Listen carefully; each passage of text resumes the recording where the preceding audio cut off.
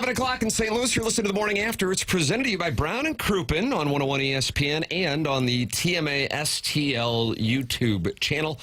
Tim McKernan, Doug Vaughn, Martin Kilcoyne with you on the program, and you are also welcome to talk it over with Jackson Burkett, who is shining bright like a diamond today, Doug, because look at the fade on papers. Very, very impressive. You like that, Doug? I walked into the studio 90 minutes ago for the show prep meeting, and I thought two things, Martin. It's hot, but it's wonderful. We'll take that over the alternative when they were trying to freeze us out of here and send us right back to AM radio. And I thought, look at the fade on papers. Not bad, right? Did you go to see Iggy's gal Oreen? Oh, I did not. No, she retired. I did not. I went to a place I don't usually go to. Pops. P-O-P-S. Pops. They do haircuts there. Did you go to the guy who makes hair vests? Oh, Bill Black. Yeah. My guy. Big miss. Do you think he's still actively cutting hair? There is a listener who apparently lives next door to Bill Black, and he's going to get him to call in Martin, surprise guest. Gosh, it's either John Hamm or the guy who makes hair vests. That's right. I think we all need a vest made of our own hair. It's going to take me a while. Oh, sorry. But Papers looks like a dish. Thank you. You look at sharp. this. Wait till the ladies get a look at this it's at a really Tam good Ave look this for you. weekend. That's right. This looks like a clean-cut man about town who asks no quarter and gives none. That's exactly right. That's what I actually told the barber. You're going to walk into the saloon. Yeah. Who wants a piece of this? Yeah. Through the swinging doors, lay my guns down. And Douglas says saloon is different than a nightclub as well. Well, I guess it would be. Yeah, I agree with him. Jackson must have a date with Marshy. That's from the Devil's Crotch in that Michelob Ultra YouTube chat. Are you guys dating? Did you go to HR to clear it? No and no. Drat. Drat. I like that. I like the use of the word drat. It expresses not only an old school mentality, but also a frustration that you couldn't pursue your male lover who also runs the board in drive time. Gosh. It's a real drive time romance. You get that grease board that the fellas in the afternoon use for like direction on the show. Hey, what's next? He was on BK and Ferrario. There you Talking go. about Army? Oh. Probably Maybe that's what it was. Oh, yeah, because Doug Armstrong was on yesterday. But why don't you just scribble a little note each day to your boy? Yeah. Leave him a little Yeah, you something. could leave him a little something. But I think Tanner and the guys on BK and Ferrario use it. Okay, maybe you can just wedge out a section at the bottom that's just kind of known as Papers leaving Marshy. And right a under comment. it, in parentheses, please save. Please save for my boy. Yeah. You can save a letter for your boy by texting it in to Jackson, who will update your name in the text inbox if you don't have one. And I'm looking at see how many, Doug, on the screen when I don't scroll. 1, 2, 3, 4, 5, 6, 7, 8, 9, 10. Perfect. Of the 10, 8 have names saved, but then 2, the 971. What area code is that, you think? I don't know, but block him. 971's gone, and the 618, they do not have names saved in the Air Comfort Service text inbox. So if you want a name and you don't have one saved, it increases the chances that you are read. 314-399-9646.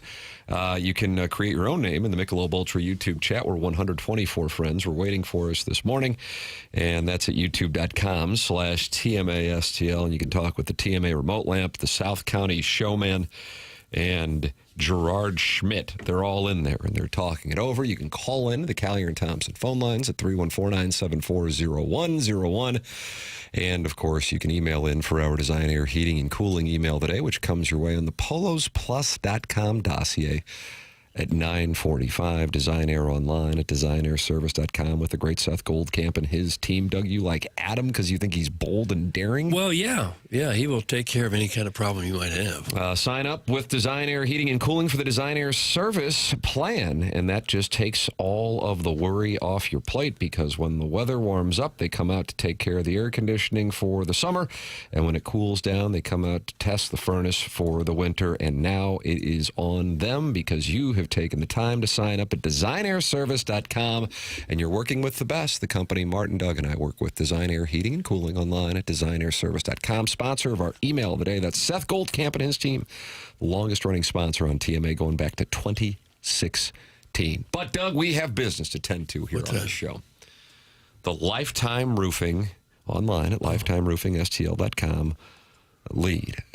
What we saw last night at MSG with the lead changes, I would imagine the lead At the same time, look at Joel Quenneville bouncing back after he was furious on the offsides call 2 nights ago. And is Joel Quenneville on the verge of winning another chalice? Oh, but what's going on there over by Niagara Falls, huh? Look what's going over there by Niagara Falls, huh? Yeah, okay. And then, of course, Wemby with his response. And did he play like a true big man last night? I guess.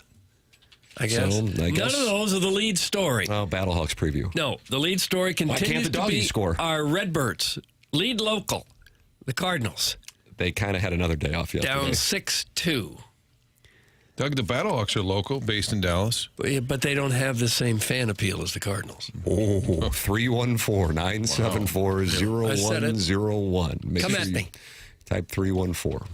That is stunning. Well, if I have to, I will walk into a nearby saloon and raise my wallet and then put it on the bar and say, "And a man in this bar who can take this wallet from me."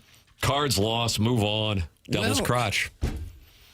I mean, we will move on, but it still was the most important story of the day. A nice quiet loss, though. Yeah. Nobody really got harmed. Let's get on the plane and see if we can get to the range at Torrey Pines in time.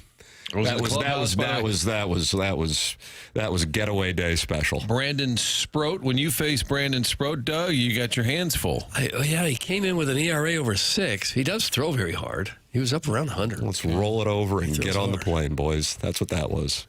Very disappointing. No music being played in the clubhouse. Therefore, Navy Cap's not even an option. I saw McGreevy in the distance. Didn't have a chance to harass him about not playing Kurt's music. So they have to kind of pout all the way to the next destination? That's correct. Probably by the time the media clears out, then they can blast some music and start having some fun. Yeah, I would think. It's no big deal. There's I wouldn't 162. think it hangs with him very long.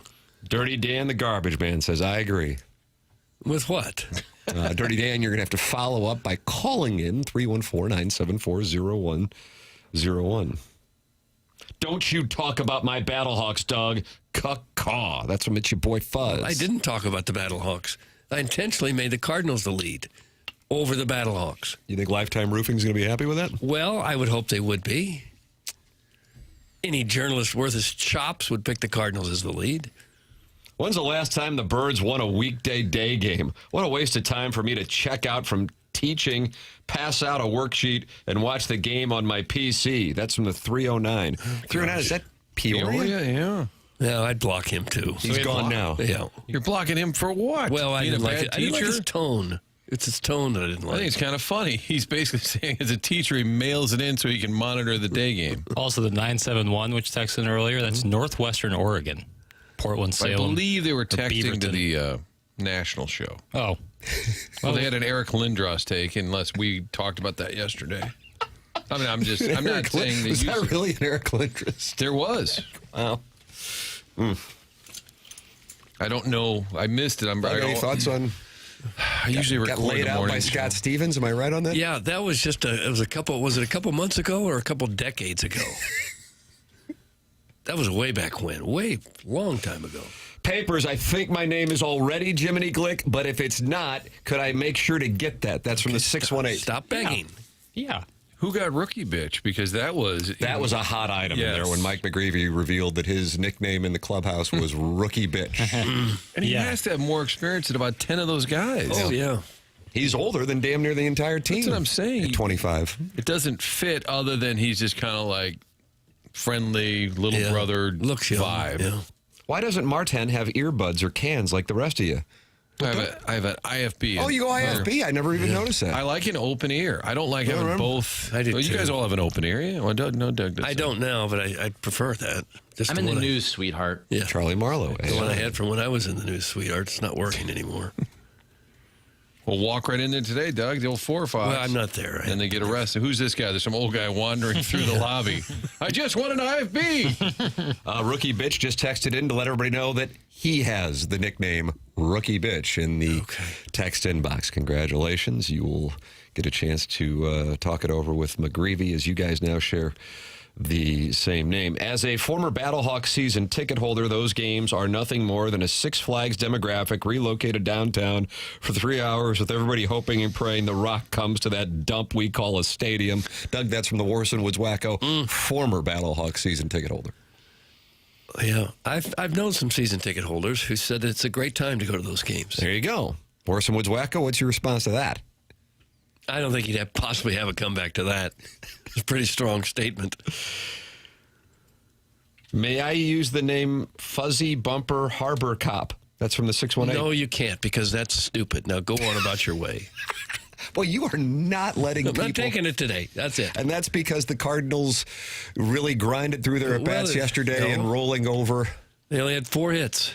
And 1 through 7 innings. Mm-hmm. I'm telling you, whether it's conscious or subconscious, the day game getaway, especially with a 4-hour flight, it has to be real. It has to be real. I don't get it. I don't know what to say.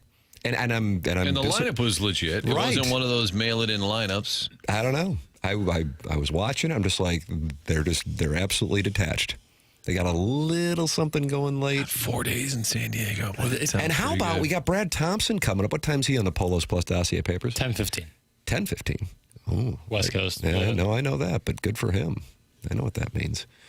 That I don't think Brad or Chip call 3 of the 4 games. Did you see in that? San Diego. It's like Peacock and Apple and Oh, I don't like that. We got Apple Friday. That's something else I Big really Fox don't like. Saturday. That's a win for everyone. And then Sunday is on ESPN. So they only call, is that right, tonight? No, tonight's on ESPN. so they get this 4-day trip. I hope they're ball striking. I mean, I hope they're really compressing. Get that shaft lane. You got to supinate. You got to supinate to get the shaft lane. Okay. Tell Doug to stop being a codger. It's from the 618. Oh, well, I've heard a lot of things I don't like already. We're only 11 minutes into this presentation. Can my name be Doug's crab-ass attitude? That's from Harm's Custom Land Services. That might be one where that guy, I didn't put that one in there. I was received his an real- email last night that I forwarded to Papers. Doug, this was one for the ages. Papers, did you get a chance to read this? I saw it. I didn't read everything in there this morning. What if it was detailing my plan for the show today? Get to that. Get to that later. I would have thought someone abducted you and sent me an email. Doug, take a listen to this. You might want to suspend this gentleman, even though I'm telling you, I've interacted with him over the years. He is a wonderful gentleman and truly a fan of the show. Hey, Tim, I was PLTDing today and heard you all discussing the breakdown of named texters versus generic numbers and other attributes of texters. I think you were all mostly curious, but it made me wonder if an actual analysis was pretty straightforward using AI. I asked my Claude to put together a step-by-step guide for doing this using your Google Voice text line data. My Claude. Excuse me? He said he asked my Claude, is that an AI program? That's correct. Okay. That's not going to lead to good texts. And then he uses the word S, and I had to explain that to my kids. Yeah, don't say and that giggles. And because I know that if it don't make dollars, then it don't make sense, I also asked it to think like a radio executive for additional prompts that might generate actually useful information. I have no real interest in this other than general curiosity and apparently too much free time this evening, but figured I'd share it if useful. Could be insightful for the show to better understand audience engagement, could help fuel a nonsense segment on the dossier, and it could be totally ignored. While there's good reason you all may not want to share info like this, I'd be curious to know if you ED up doing or ideas like this are useful to you, and the show members are just more inbox noise. I'd copy Jackie Papers, but don't remember his email offhand. Best of luck, Doug. That's from Marius. Marius. Yeah. It's a great name, too. Okay. Doug, this is the Claude Report.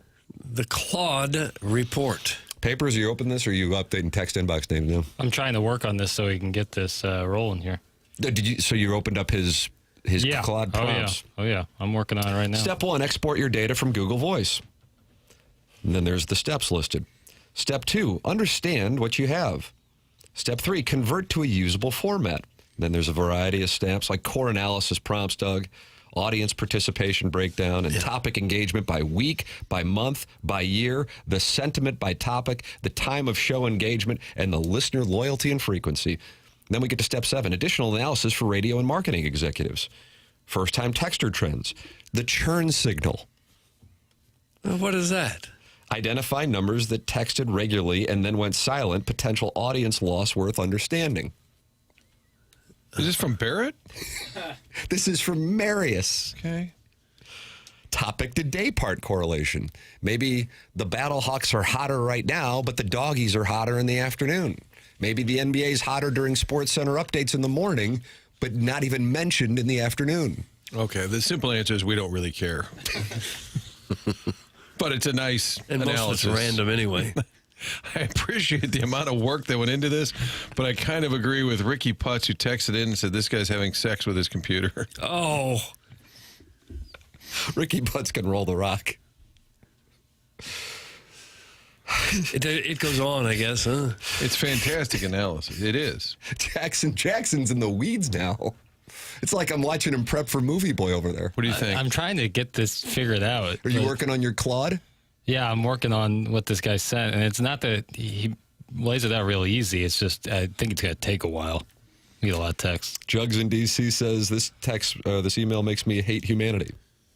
Is there a final conclusion or anything? No, it's a step by step to let Jackson plug this in, and then we get all of this data. Yeah, I'm working on it. See? Why do we want or need the data? It could be fun. It can be fun. Step 5, shut the hell up and don't tell the artist known as Tim how to do his job. Oh. Drink bleach! It's from Daddy Lecky. Do you like that? The artist known as Tim? I don't mind that. I guess this is an art form. No doubt. Doesn't feel like an art form to me, but I guess it could be. What's the point of this? It's from 314. All due respect, can we tap out? That's from Brian Hench and Doug. He's over in Indianapolis. Yeah, he is. Step 69, go play Frogger on Highway 70. That's from It's Your Boy, Fuzz. Gosh. And Marius did a lot of great, detailed Boy, did he ever. research for us. I think it is fascinating, just not really for us. Is this another Jake Reynolds crash out? Seems like the sort of D-bag thing that ass-kissing tryhard would send. Buck Swope is second on the list of candidates. Wow, Brian Henson, man, you best not go at Swope. You best not go at Swope. No, careful there. Farmer in the Dell. Farmer in the Dell, Doug. What did he call him? An ass-kissing what? Tryhard. Tryhard. Well, that's not friendly. What is the news on the Church injury? It's from the Heisrouse hooligan. He got hit on the shin by a I pitch. saw Jeff Jones walk by him yesterday in the clubhouse and said, Nathan, you good? He goes, yeah, I'm good. So there is my official report. There you go. I could see how if you got hit by a 98-mile-an-hour fastball in the shin bone, you wouldn't feel much like playing for a while. But you wouldn't think that would put him out of business for any length of time. This station used to be serious. Do you guys have a daily competition who can be the horniest? It's in the 314. Yes. Doug's winning. Oh. Yeah. Doug is like on a Goldberg 1999 WCW kind of streak. Nobody can clip him. I am a bad boy, and I'm testing things. Nice email, Marius, but they don't care about the data, won't understand the data anyway, or have any clue how to use the data to make business decisions. This is local radio. That's from the Hunchback of Von Castle. That's kind of true, what he just said. It's kind of true.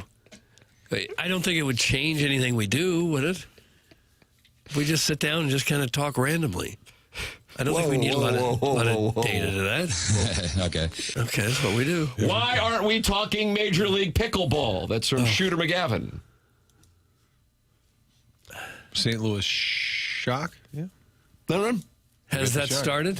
Yeah, I think they won it all last year. Oh, did but they? They're akin to the Battlehawks only in the sense that they're the St. Louis team, but they're not from here. But they Makes play here. sense. They do play here once a year. Okay. That's your squad. Just one time they play here? Yeah. They play in a lot of tournaments. Okay. That's about to dry my well of knowledge on the.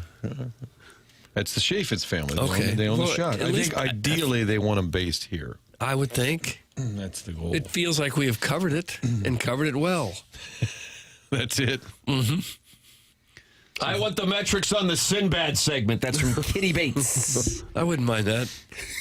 Yeah, why don't you do this deep dive research on the audience on the skeleton first. Yeah, wouldn't that? Yeah, what about the? Well, yeah, I can what see how many works? times things have played. What do you mean, what works? Yeah, what resonates? I don't know how that. You want people to not only listen but to engage. Right.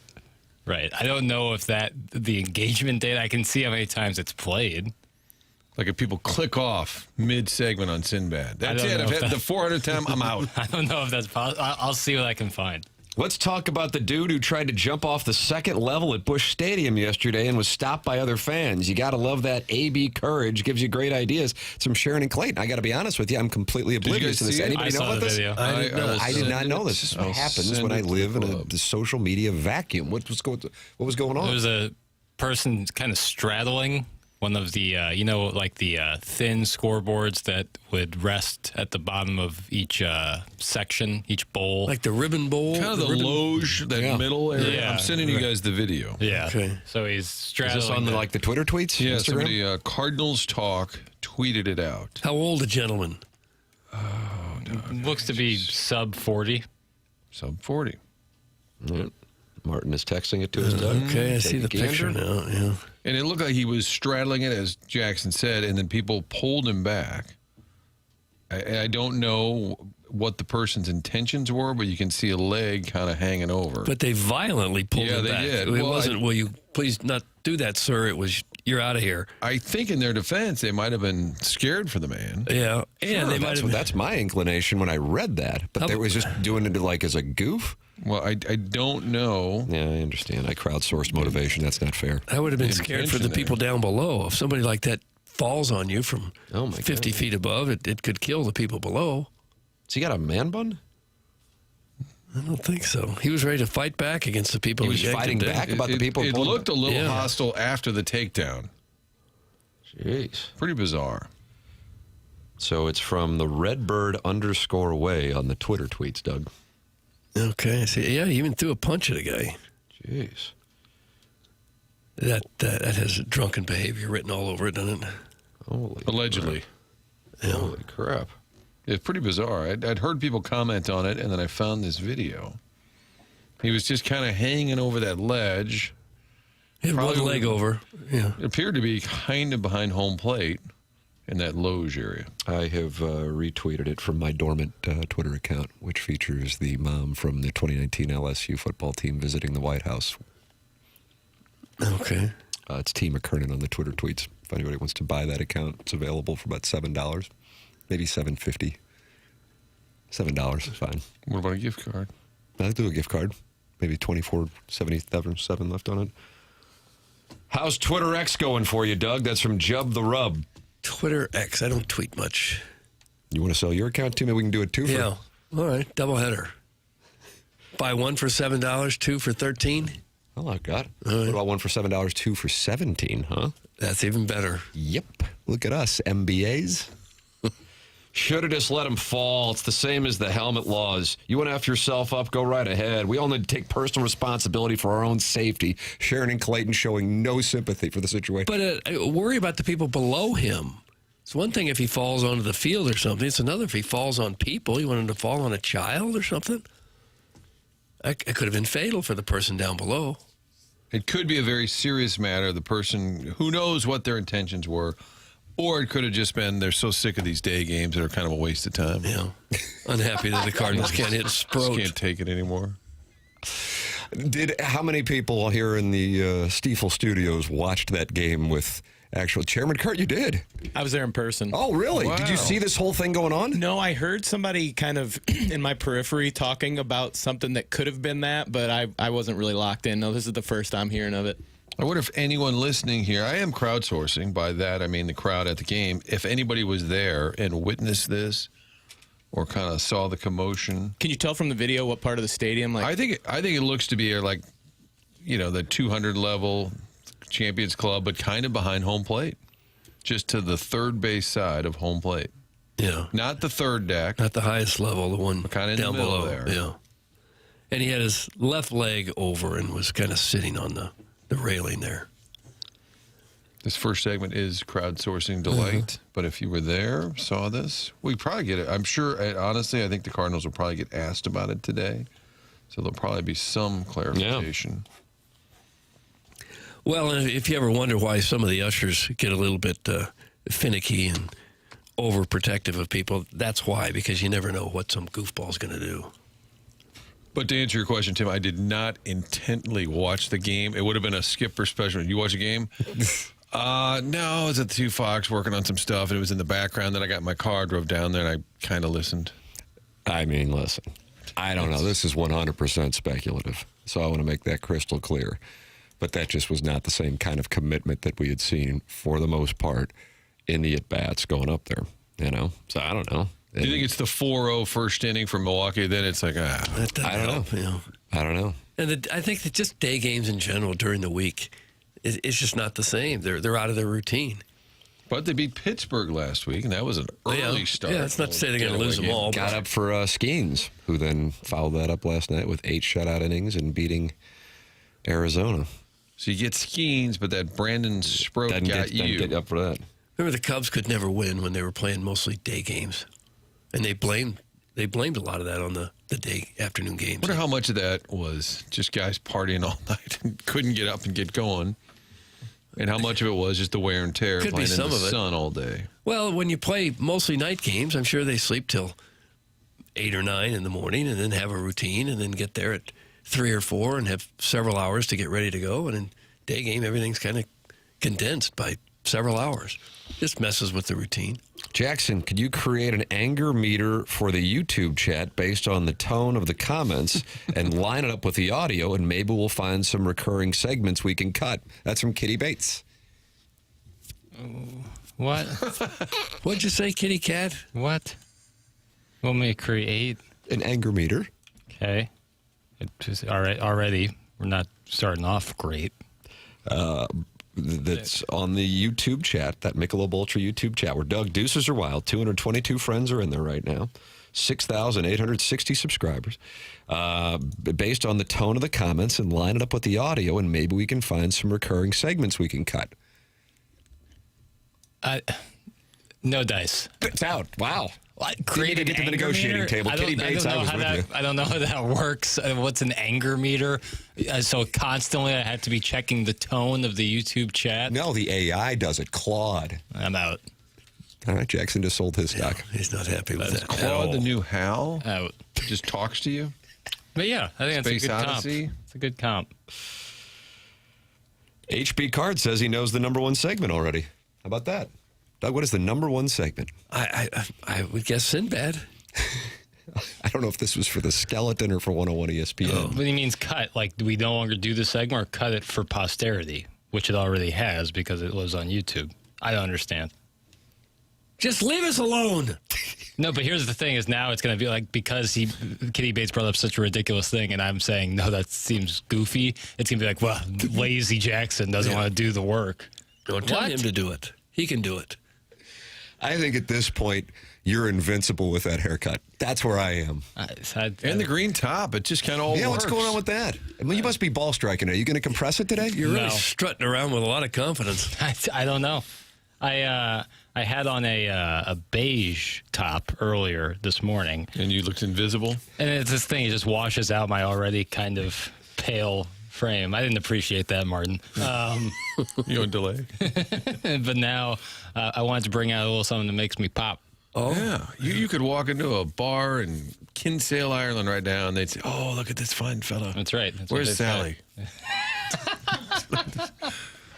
They'd want to marry you off. I want to go to Ireland so bad. well, what's stopping you? Yeah, what is Money. stopping you? Oh, well, that stops a lot of people. Time off, money, Yeah. stuff. Yeah. Well, you look wonderful. Thank you. How cheaply do you think you could do a decent trip to Ireland? Or Do maybe you a plan a far week enough there? in ahead? Couple thousand? Couple thousand. Well, Yeah, gotta you have somewhere to probably. stay. You gotta- Depends on where you're staying, and Flight's probably 1,000 round trip. probably a little more. At this point, yeah. Oh, well. You could stay at a hostel, Doug. That wouldn't interest me a lot. I'm saying younger folk. Chairman, you ever stayed at a hostel? I have not. It does tickle my fancy a little Yeah? bit, though. Is that just a step above staying at the YMCA? Above? I don't know if it's above. I would say below. It's even worse than the YMCA? But young people do it throughout Europe. There's a chance 20 you're bucks or sharing a room or a bunk bed with a backpacker from Prague, Doug. Oh, Oh, you know. It'd be naughty. I wanted to go to Scotland, Martin. What the hell, man? That's from Ray King. That's fair. Well, Ray, you and I could still go. Oh, nice. Let's do that. Tell my wife, where are you going? Ray King and I will get away. Yeah, unfortunately, that trip we had in mind did not include golf, which is kind of a bummer, so we don't have to worry about it. I would have been on the trip, man. Yeah. We could have hung out with Ray King, Martin. Me, you, and Ray King. Tell our wives. Jackson looks like a young Ken Strode. That's from HB Cards. How about that? No. Martin is No. stepping in and not allowing that to advance. Not my boy. I love Ken. These guys are. Yeah, you got that crossed the line for These you. guys are finally. not a kin. You are welcome to text in as well. 314-399-9646. Air Comfort Service text inbox. You are also welcome to call in to our Callier and Thompson phone lines at 314-974-0101. That is how you can call into the program. And, of course, open up your YouTube app, type in TMA STL. And you're watching the show, and if you would like to, talk it over with other TMA listeners. It is the Michelob Ultra YouTube chat. Lifetime Roofing is the sponsor of the lead story today. Doug went against the Knicks. He went against the Spurs. He went against the Sabres. He went against the Ducks. He went against the Battlehawks. He went against City. And he went with the Cardinals losing yesterday in San Diego. Tonight, Lifetime Roofing is online at lifetimeroofingstl.com. We welcome them aboard the morning after. That's Dustin McClendon's company, serving the St. Louis metropolitan area since 2005. It's a veteran and locally owned business.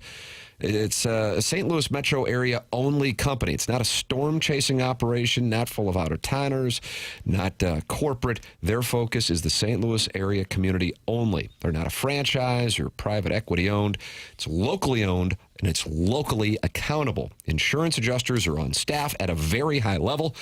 Lifetime's insurance division understands all phases of the insurance claims process. It's Lifetime Roofing, STL.com, or you can call Dustin and his team at 314-800-0426, 24/7 availability with phone lines getting answered 24/7 and online at lifetimeroofingstl.com. We welcome Lifetime Roofing as a new sponsor here on The Morning After. It is 7:32 in St. Louis. Time check brought to you by Clarkson Jewelers, an officially licensed Rolex jeweler. This is The Morning After, presented by Brown & Crouppen on 101 ESPN.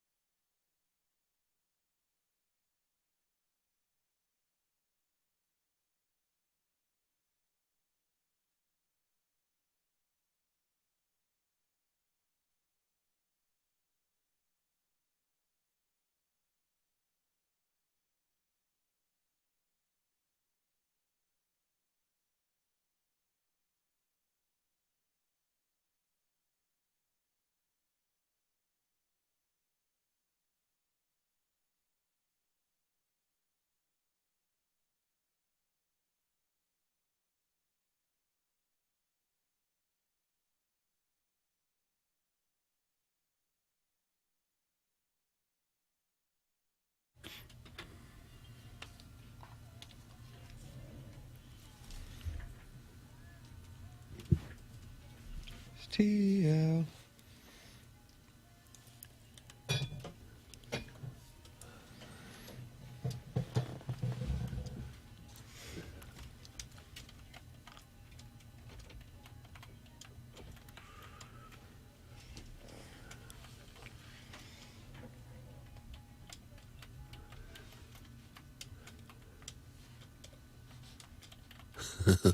What's that? That's the bridge. Okay. Take it to the bridge. It's TMA 101 ESPN, the show presented to you by Brown and Crouppen. We're in the healthcare evolution. 7 o'clock hour here on 101 ESPN and the TMA STL YouTube channel. Cardinals losing yesterday. Nathan Church suffered a lower leg contusion on an HBP. You think he'll be in there tonight, Martin? You were down there. I think give him a day. He said he was. All I overheard was Jeff Jones saying, "Nathan, you good?" He goes, "Yeah, I'm good." So I'm sure he could play, but maybe just give him a day. The Cardinals got behind early with Andre Palante, who had been pitching really well, giving up 4 in the first inning. Here is Ali Marmol on Andre Palante. Got away from him, and he gives up the homer there. But overall, I think the biggest difference between him this year and previous years is not letting it snowball, not letting a hit by pitch or a walk or back-to-back singles kind of get to him. He's been able to take a step back in those situations and make a pitch to escape the inning or at least limit damage. Here is Palante on the loss and his performance. You have an outing where you feel like, you didn't do what you're best at, and you get hurt by it. It's like, okay, well, I know if I do what I know is right, I can get good results, but it's more frustrating because it's something I can control. He was very short. He's a nice guy, but his first 4 or 5 answers were all a second long. Just clearly. Is that right, really? Yeah, I mean, and he's never combative. I think he was just so upset. Every question he was saying, just bad, not good enough. And I thought, did you watch that? No one cares, work harder. Yeah, did you watch that hockey press conference? I just think he was that upset. He kept saying he got away from his game plan, and then Ollie said he got away from his game plan. So, Doug, you got to stick to the game plan. That's right. Okay. Well, what was the game plan? Throw better pitches? Yes. Okay. He did go 6. Threw 104 pitches. Kept him in there a while. 4 straight with the Padres. Get as much as you can. I think that was I was surprised. I was watching. I'm like, oh, he's still in there. But after that first inning, for the most part, things calmed down. Then you had that frustrating run coming in with the ball not leaving the infield late in the game. Was that the 9th inning, right? They added a run. Yeah. I was watching the Cubs-Reds last night. The Cubs just enjoy walking it off against the Reds. Reds are a disaster. Cubs are on a heater. Last night, the Cubs got a 2-run home run in the bottom of the 9th to tie it, and then they won it on what was a borderline HBP in the bottom of the 10th inning. And so the Chicago Cubs are on a heater to 8 in a row they've won. Start the season, and they pick up a game on the Cardinals with the Cardinal loss yesterday, Doug. Yeah. Cards are 3.5 out. But look at that wild card, would you? And Daddy Likey? Daddy Likey. Cardinals are got the second wild card spot right now. It's hard to do what the Cubs have done. I mean, these are dramatic. It's only May, but these were late inning wins. They walked them off all 3. 2 of them were in extra innings. And at the top of the 9th yesterday, we were monitoring that game. Ellie De La Cruz had a 2-run sac fly down. Yes. Deep fly to right. Right fielder fell down. 2 runs scored on a sac flies. They had a nice 6-4 lead. Pete Crow, Armstrong, PCA tied it. And then that Michael Busch, you gotta love it, was the hero 2 nights in a row. I'm going to Chicago. Stand up. How about that? They're 17-5 at home. Yeah. That's tough. I doubt they were ever that formidable when they were playing all day games at Wrigley. Think the division is out of reach, Doug? Is that what you're thinking? No, I don't think it's out of reach yet. Okay. But I do think the Cubs have a heck of a team. Hello, wild card. They got Daddy Likey. Cubs got a really good lineup. Really, really good lineup. I think they second in the major leagues in runs scored. Tied for second anyway. Do they have the best fans in baseball? No, we have the best fans in baseball, even those who try to throw themselves out of the upper deck. Okay. Vantage Redbird. Yeah. Well, we'll see the Cubs for the first time around these particular parts on the 29th of May. That'll be a pony. Nothing but night games, by the way, on a weekend series. So that ruins your theory about the dry humping on day games?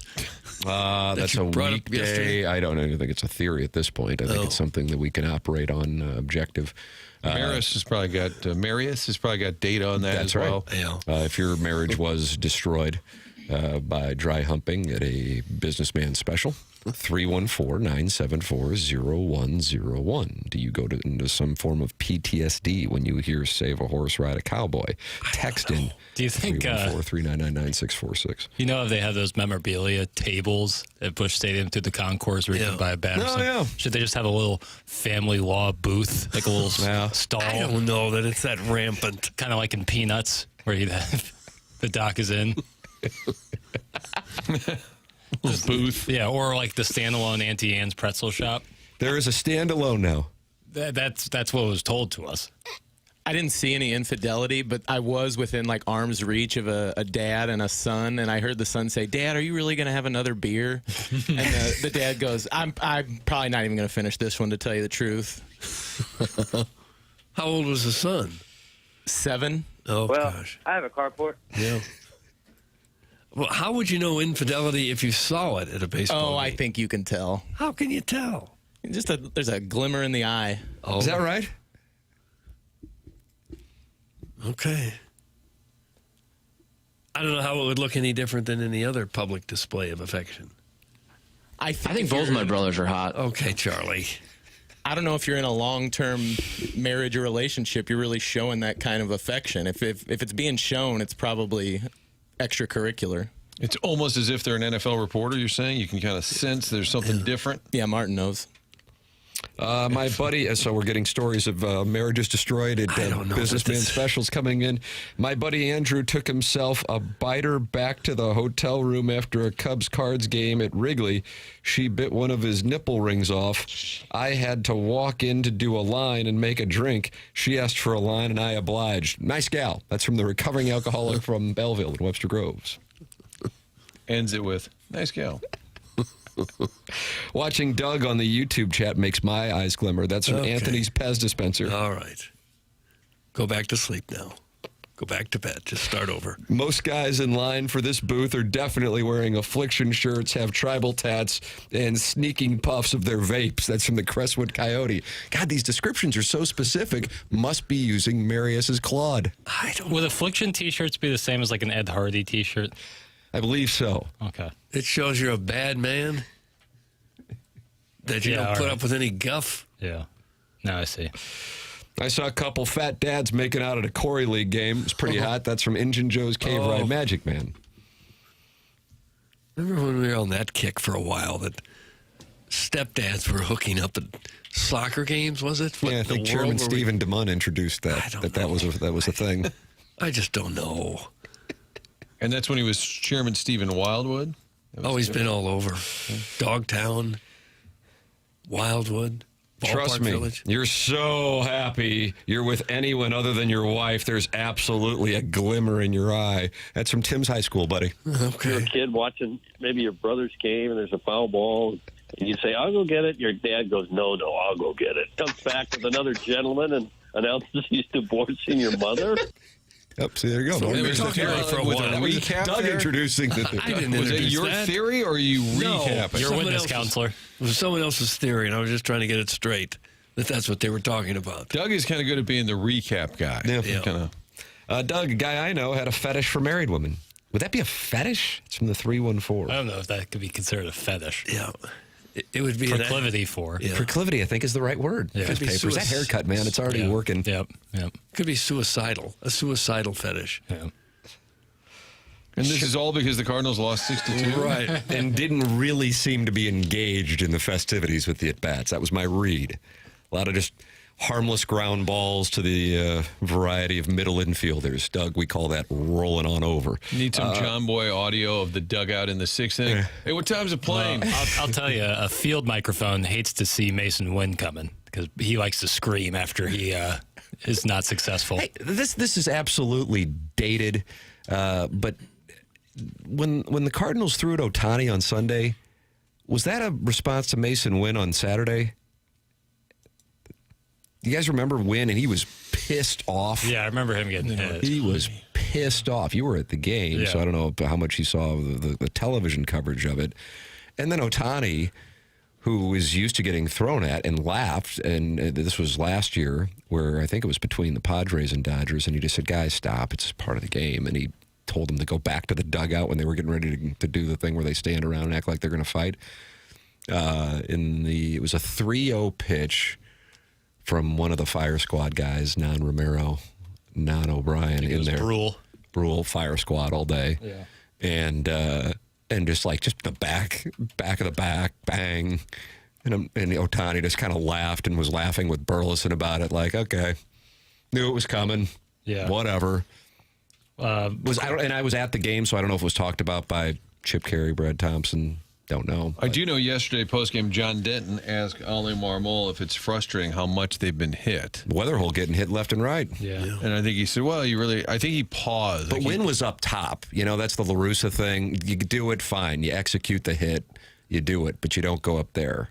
And Wynn was up top, and I'm like, and when I saw that, I'm like, they're going to get one of these guys. And Freeman was leading off the next inning, and I thought Freeman knew, and Freeman tried to calm Wynn down because he knew, oh crap, they're going to buzz my tower when I come up.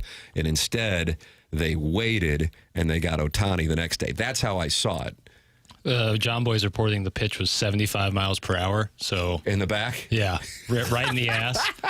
I would say that if you were going to do a little retaliation, that would be the most polite way to do it. 3-0, we've lost him. Let's send our message. Yeah. I'd like to think if you're getting hit high in your body, that the pitch just got away from the pitcher. I really don't think any of these guys want to hit another guy in the head with a 98-mile-an-hour fastball. I don't think they do. I agree with that. I actually 100% agree with that. But that doesn't change that there is retaliation for it. Yeah. It can still happen. You can still have a pitch get away from you. Absolutely. Yeah, I don't think that they were throwing it Wynn there. I think there might have been 3 balls in the count on that, but it was a tight game. So they're not. But he was raging, and I think Marmol might be like, all right, my guy's pissed. I got to do something. So I was wondering, and I'm not saying that they did. I was just wondering if that was discussed or if when you guys saw that on Sunday, if you thought that it was a retaliation thing, because I'm of the opinion that a lot of the guys who played for La Russa loved the fact that they knew that would go on. I think it was Bernie Miklasz who coined the phrase Don Tony. Yeah. What did he say to us? It was opening day last year. Yes. He got really upset with the game. I think how that was being carried out. See, I'm going to try hard not to call you clueless. Oh, stop. I think that was a different conversation. It was a different. But it wasn't that beaning guys was part of the game. I think it was how it was being carried out. And he was uncomfortable because I asked him. I think the question was something along the lines of, we saw Dick Vermeil retire too early here in St. Louis after winning the Super Bowl, something he was quite open with about regretting that. Getting caught up in the emotion of winning the Super Bowl, and then he's coaching the Chiefs a year later. And Tony goes back, and he's bouncing around organizations, and then he winds up managing again for the White Sox. If he regretted it, and he said something about authorizing the hits, and he wasn't comfortable with it. You're right. I hadn't thought about that. And I don't remember what the dynamic was, like that it's just not part of the game or how it's being carried out, but it was something that bothered him. And the all-time La Russa video, you can find it, and it's YouTube somewhere. When he got called out, there was a beanball war, White Sox A's. It's in Chicago. I think maybe even the old Comiskey, maybe the new one. And they're all around his desk. He's with the A's, but it's Chicago media in there. And he kept saying, we're not talking about it. We're not talking. And the one older reporter said, be a man. Oh, no way. Yes. and that lit the fuse, and he just snaps and goes, "Be a man, be a man." And he said, I got Steinbach getting hit in the head. You ain't be a man," and just starts screaming. And then Dave Stewart comes in and calls all the media MFers. It's unbelievable video. You can't play it on the radio. And they get ushered out, the entire pack of media, out of the A's locker room, and Dave Stewart is just screaming. You CSers just screaming. Door slams, and there's an older usher just standing at the door, gets quiet. He said, "Yeah, maybe we'll just take a minute break or two." Like, it's understated. But it all started with him saying, "You guys were headhunting," basically. And he was saying they hit Steinbach in the freaking coconut. And but, I mean, he absolutely did it. I mean, he authorized it, but he's not the only guy to authorize those things. The 618 says he got hit with a sweeper that's not being thrown at. In other words, it'd be a fastball to the ass or the back. Well, was it still a message, whether it was 90 or 80, whatever? You guys ever been hit with a 96-mile-an-hour pitch? Well, I got cut too soon to experience 96 mile an hour. But you, I guess so, probably. Yeah, it hurts. It'll light you up. Were you lipping off to the pitcher and he wanted to send you a message? I kind of got it in the shoulder, and it really makes you want to quit the game. You charge them out? No. My shoulder hurt too much. Right there. Walks out of the batter's box, signs some papers. I'm done. Set down the bat, take your hat off, take your jersey off. Just go to your car. Was this in college? Yeah. Oh, man. Because I could see it in a men's league where some hardo pitcher is really trying to get after you a little bit and runs you inside. You just say, "Okay, I got a job. I need to go work." Guys, the way you can tell if it's an infidelity special, if you see the couple looking happy together, they are cheating. That's from Nick. Doug, do you pronounce it Piatcek? I don't know. Piatc. Piatcek? Nick Piatcek? Well, anyway, he's in the Michelob Ultra YouTube chat. Is it possible that it's just a new relationship, or maybe they're on a date? They're not budding romance. Right. Nice. You wouldn't If they really look happy, they're cheating. I don't know that that's true. Is that something that is said in relationship books?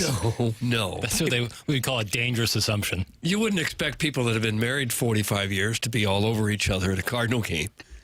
But if you were just dating, if it was a first date or a new relationship, Doug, also if you see them religiously putting their phone face down, could be something going on too. Now, what do you mean by that there, Chairman? What's going on here? If you're being sneaky and don't want somebody to know about somebody else, you may go face down. When you sit the phone down, you try to hide the screen. You don't want notifications to show. See, I do that all the time, but that's because I get distracted. I always get if my phone flashes with a notification, I'm going to want to look at it and see what's going on. And if I'm trying to lock in, especially if the Brew Crew are in town, right? I'm going to need to lock in on this team that has one hit through 7 innings. So, Doug, they have to be in a new relationship to be happy? You're wrong. That's some Dirty Dan, the garbage man. I didn't say they had to be. No. Dirty Dan, the garbage man. This guy's got blue feet. He does have blue feet. I can't tell if it's performative or it's real. I think it is. I hope it is. I think it's real. Yeah. Oh, well. Yeah. But either way. Doug, marriage means we hate each other. Infidelity is love. She's happy to see me. It's the same feeling I get when I see Tim. That's from Daddy Likey. Oh, please. Daddy Likey. This audience needs marriage counseling. There, I said it. Come on, do better. Well, we think we know what's going through everyone's mind just looking at people at Busch Stadium. We know exactly what their personal situation is. It's an amateur move, Jackson. Pros turn off the notifications, bro. That's from Doug's prison wallet.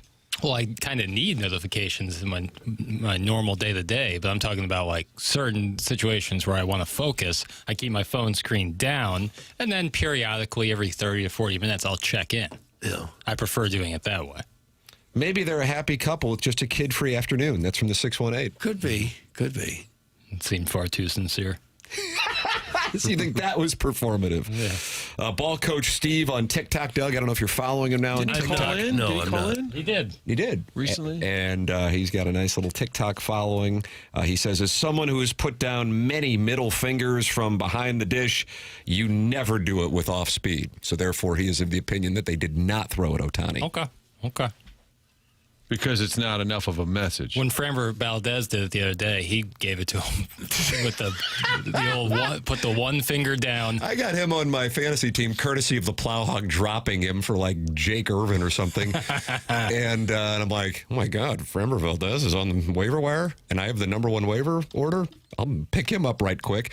And so he's on my team, and I logged in to see what my team was doing. I go, what in the hell happened to Framber Valdez? 3 innings, and he gave up like 10 runs or something? Shredded, and then he just started throwing at Trevor Story. Just beamed him. Suspended Doug 6 games. He dropped the appeal. MLB lowered it to 5 games. Yeah.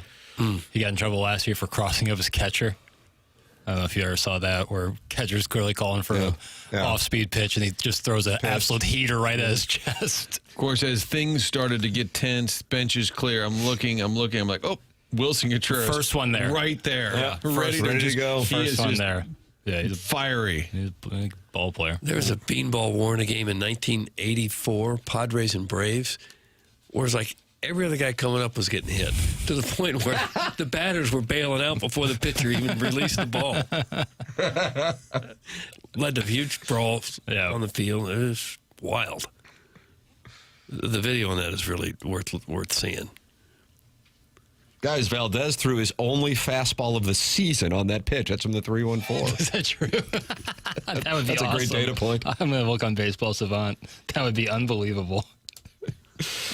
Guys, it was our 31st anniversary last night. I can attest a sign of a great marriage is we eat well together. That's from the 636. They eat well together.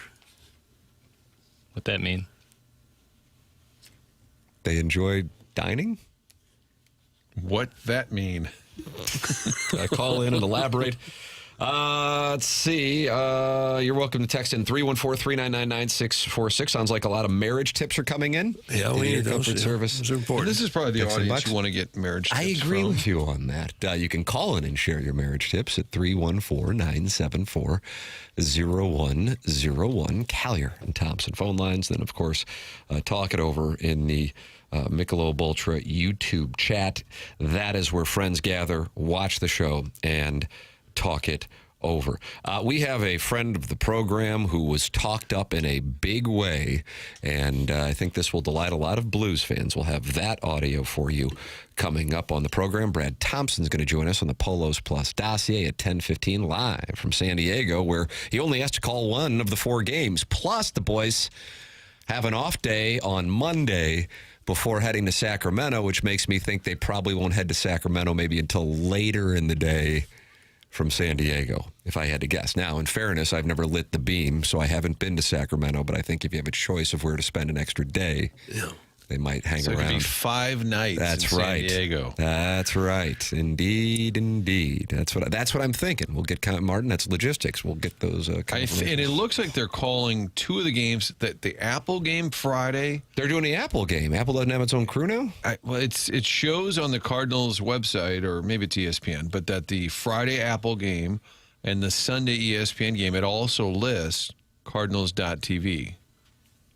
I just canceled my Apple TV subscription yesterday. Wow. Thinking I never watch anything on Apple TV. You're not going to see And the now here Tina come the kid. Cardinals 2 days later. Doug doesn't care about that. So I'm Back out. up. Holy crap. Framber Valdez has thrown one 4-seam fastball this year, and it's the hit-by-pitch on Trevor Story. Tough to argue if you're the defense counsel. Literally, that's the only he throws a sinker mostly, and so his 4-seamer never gets used except to hit Trevor Story in the back. That's unbelievable. Marriage tip. Whether you're right or wrong, you're wrong. That's from your mom's lesbian lover, Doug. So there's somebody who knows firsthand. What is this, a sports radio show or radio marriage counseling? Gosh. That's from Bryce Almighty Action Jackson. My tip is don't get married. Going on a gambling trip to West Virginia this weekend. That's from Jugs in D.C. That doesn't sound that great. Couldn't you gamble here in St. Louis? I think Jugs is in D.C. He's Beltway. Okay. How are you going to watch the doggies, Doug? That's from Bobby Bigwheels. I guess I won't be able to. Yikes. I didn't think I watched anything on Apple TV. Yikes. I got some decent programming. Is Ted Lasso on Apple TV? That's right. Friends and Neighbors. Friend of the and show, Neighbors. John I may Hamm. have to reactivate. Severance whenever it comes back. Too weird. Oh, it's just the right amount of weird. I don't like that what's his name? He's Adam Scott? Yeah, I don't know what it is about him. Oh, I think he's great. Sorry. Let me know if you fellows need marital advice. That's from the self-made stay-at-home Ledoux mom, Doug. She is on her 7th marriage. Well, she knows how to get married anyway. How to stay married is harder. Right. Didn't she take the reservation? Air quotes. Didn't she win a prize here and then never showed up because we said, "Oh, come on in, that'd be She great." would win email the day prizes and then politely decline because she said she had some sort of banquet to go to at Log. So he kept up the act, even in direct correspondence, and trying to give her a prize. Good morning. Getting married is financially a bad investment. Thank you. That's from Scissor Me Timbers. Doug, this is marriage advice coming into That's not morning good after. advice, though, because it's cheaper. Two can live cheaper or almost as cheaply as one. This Healthcare Revolution 7 o'clock hour has not been a strong proponent of marriage. No. Matrimony at all.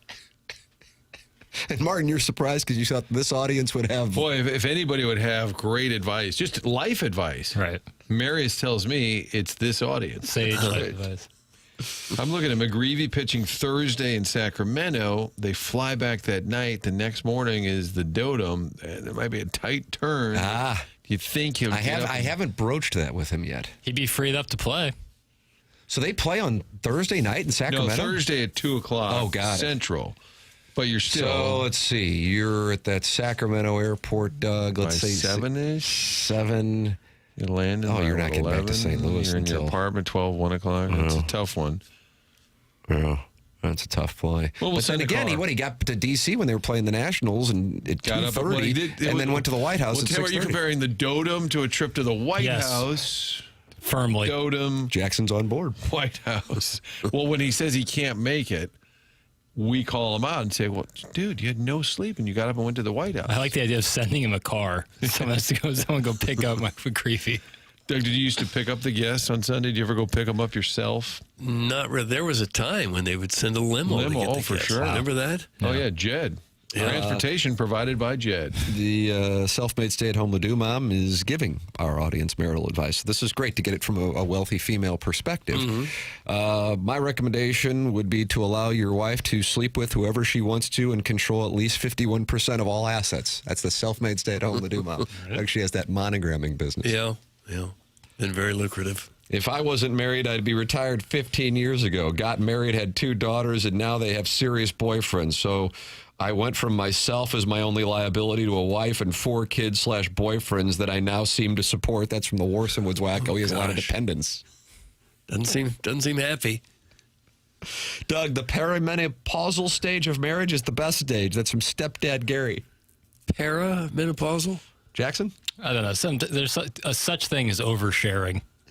And I think we might have reached that stage. So it's not post-menopausal or pre. Is that like during menopause? It's like when Martin does during the morning after, during onboarding. 10 o'clock hour. The best phase of the program. The key to a happy marriage is plenty of sex. Thanks. That's from Scott's Wrinkled Ballsack. Like I said, guys, bad financial investment. That's from Scissor Me Timbers. Guys, exactly how attractive could the self-made stay-at-home Ledoux mom actually be? That's from Ball Coach Steve on TikTok. It's a guy. No, I think It's a gentleman. She a heavy set fellow. never stopped by. to have 7 marriages. Right. And it's all like in Clayton and Frontenac. Because once you hear that the person you're possibly courting has been divorced not once, not twice, not thrice, but 4 times, you have to question, okay, maybe this person isn't who I want to be in a relationship with. But if she's getting married once again, she's got to be, a real dish. You think there's a real-life person out there in our town doing the Clayton thing that's actually been married 7 times in that circle? 7 is a lot. 7, that's That was Liz Taylor, wasn't it? Yeah. 7. King. You'd be up there in age, likely, if you had 7 marriages. Well, let's say only last a year and a half. Right, but then who's getting back in? Who's marrying somebody Gold who was digger. married 3 years ago and then married again 6 years ago? She'd have to be extremely attractive. Social climber. And a gold digger. Right. Tim has actually seen me. I'm really hot. That's from the self-made stay-at-home Ledoux You're mom. not. You're chubby, okay? Stop it, guy, and shave. Mark Hanna sponsors the 9 o'clock hour, and he says, this conversation is why I advertise on this show, Doug. There you go. He's getting advice, no doubt.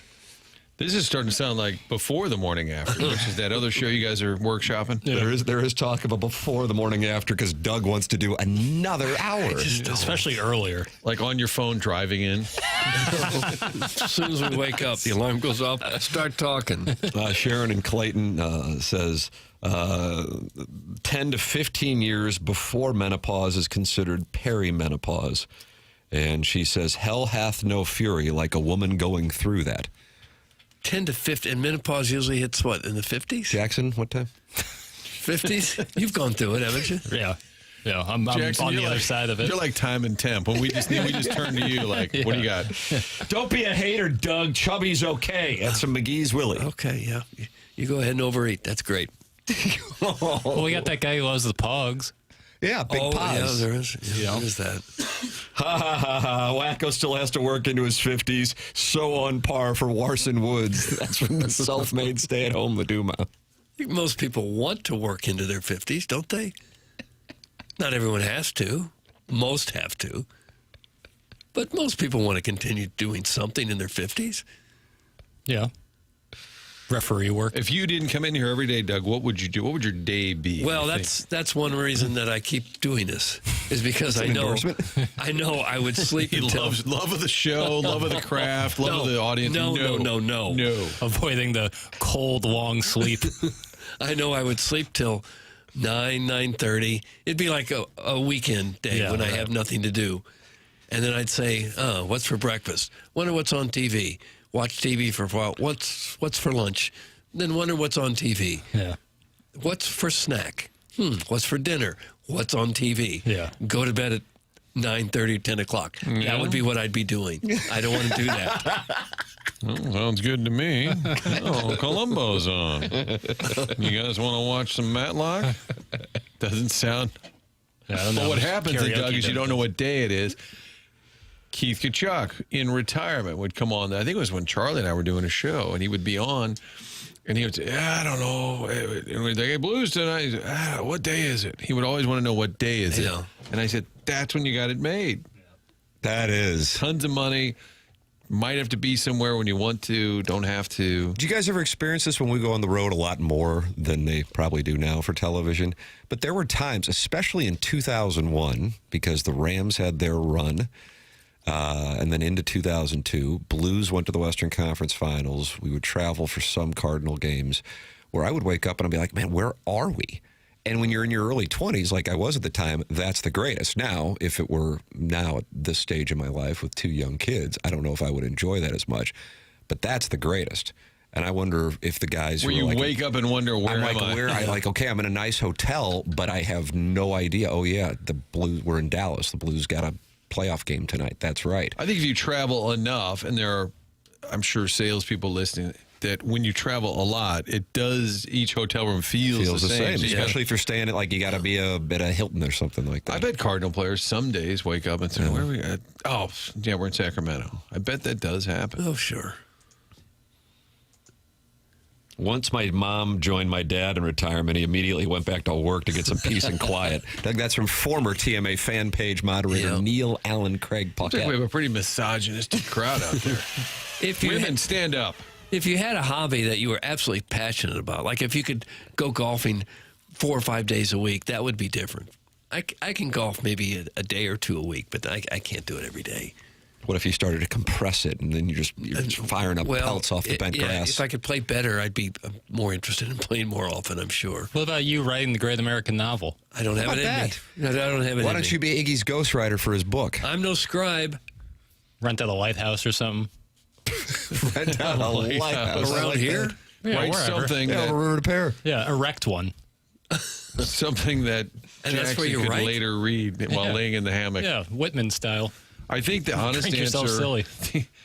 I was with Larry Hughes yesterday. He's got an event coming up, and his foundation does a lot of different projects. And I said, why are you just doing? He made a lot of money in the NBA. And I said, you got this going on. You got your academy, your foundation, and you're traveling a bunch. And doesn't have to do any of it, is kind of what we're talking about, Doug. And he said, well, the number one thing is, he said, I control my schedule. So he's busy, does a lot of stuff, but he can kind of pick and choose when and where. That's kind of the game. That's the key. You don't want to just like he's still a young guy. He's got a ton of money. He doesn't want to just sit at home and stare at the wall. No, and his kids are still fairly young, so he can be involved in that too. Right, but he said the key is, because I said, why are you doing this, this, and this? And he said, hey, it's all good. I control the schedule. Yeah. That's number one. Yeah, that makes sense. It's kind of like where Howard Stern got to the point where he could say, I'll just do a show when I feel like it. We'll do it later. We'll tape it or whatever. James Carlton is a wonderful, wonderful gentleman who I switched to in 2019 as my insurance agent. He has the Carlton State Farm Insurance Agency in Webster Groves. And then Jamie Rivers contacted me and said, hey, are you really on board with James Carlton? I said, I wouldn't say it if I didn't mean it. Jamie makes the switch. And he's like, I can't believe it. I'm saving thousands of dollars. I wish I would have done this sooner. That's James Carlton. So then BK and Ferrario, they both made the switch. Jackson Burkett made the switch. And you can make the switch because James is saving people, in particular on auto insurance, more than he has seen in his 18-year career. The number is 314-961-4800 or go online at carltoninsurance.net. That's James Carlton of the Carlton State Farm Insurance Agency. If your insurance costs a leg and an arm, call James Carlton State Farm. The program's called The Morning After. It's presented by Brown and Crouppen on 101 ESPN.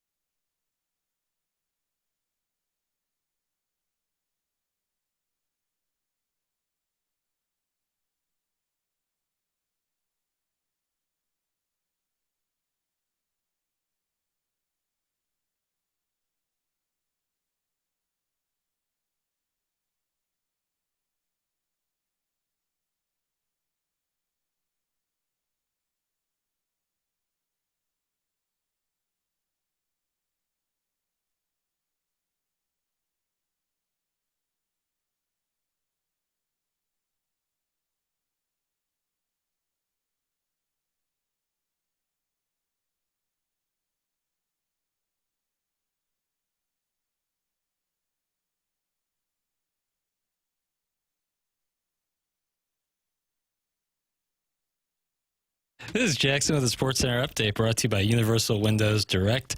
Cardinals lose yesterday. The Brewers 6-2, splitting the short 2-game series. They fly out west to take on the Padres tonight. That's going to be an ESPN game starting at 9:10 p.m. with Matthew Liberatore toeing the slab for the Redbirds. That's another Sports Center update brought to you by Universal Windows Direct. You'll be saying, I love my windows.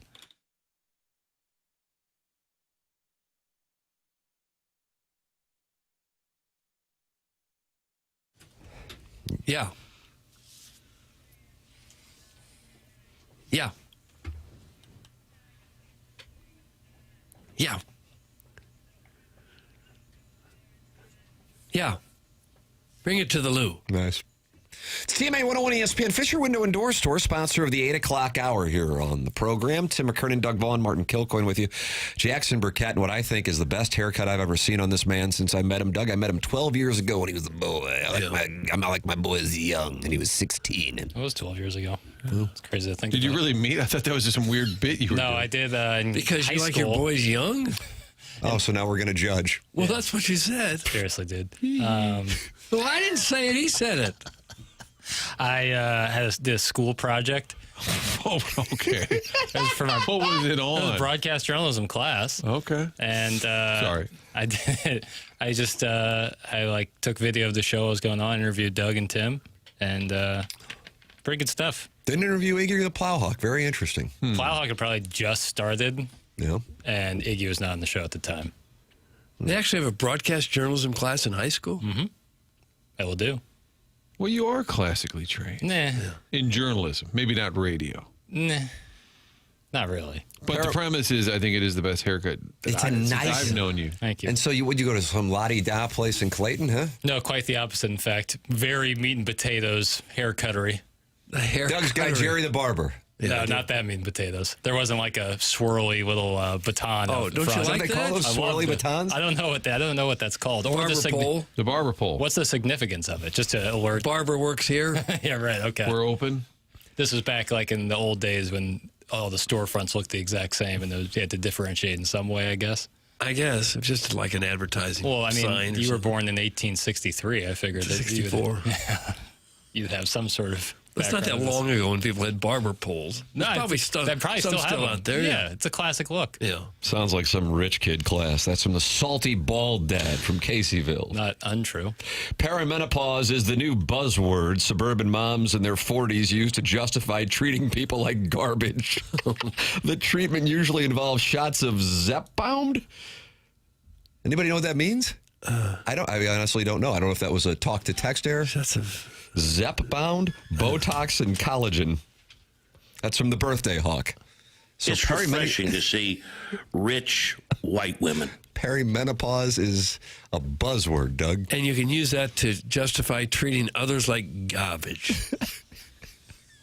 Birthday Hawk says that. A self-made stay-at-home Ladue mom is willing to call in. How about that? What a huge win. Do I need to call in to clear some things up? Yeah, you won't. You say that, but you We're won't. going to clear the lines right now. Yep. Unless you get your... She. Yep.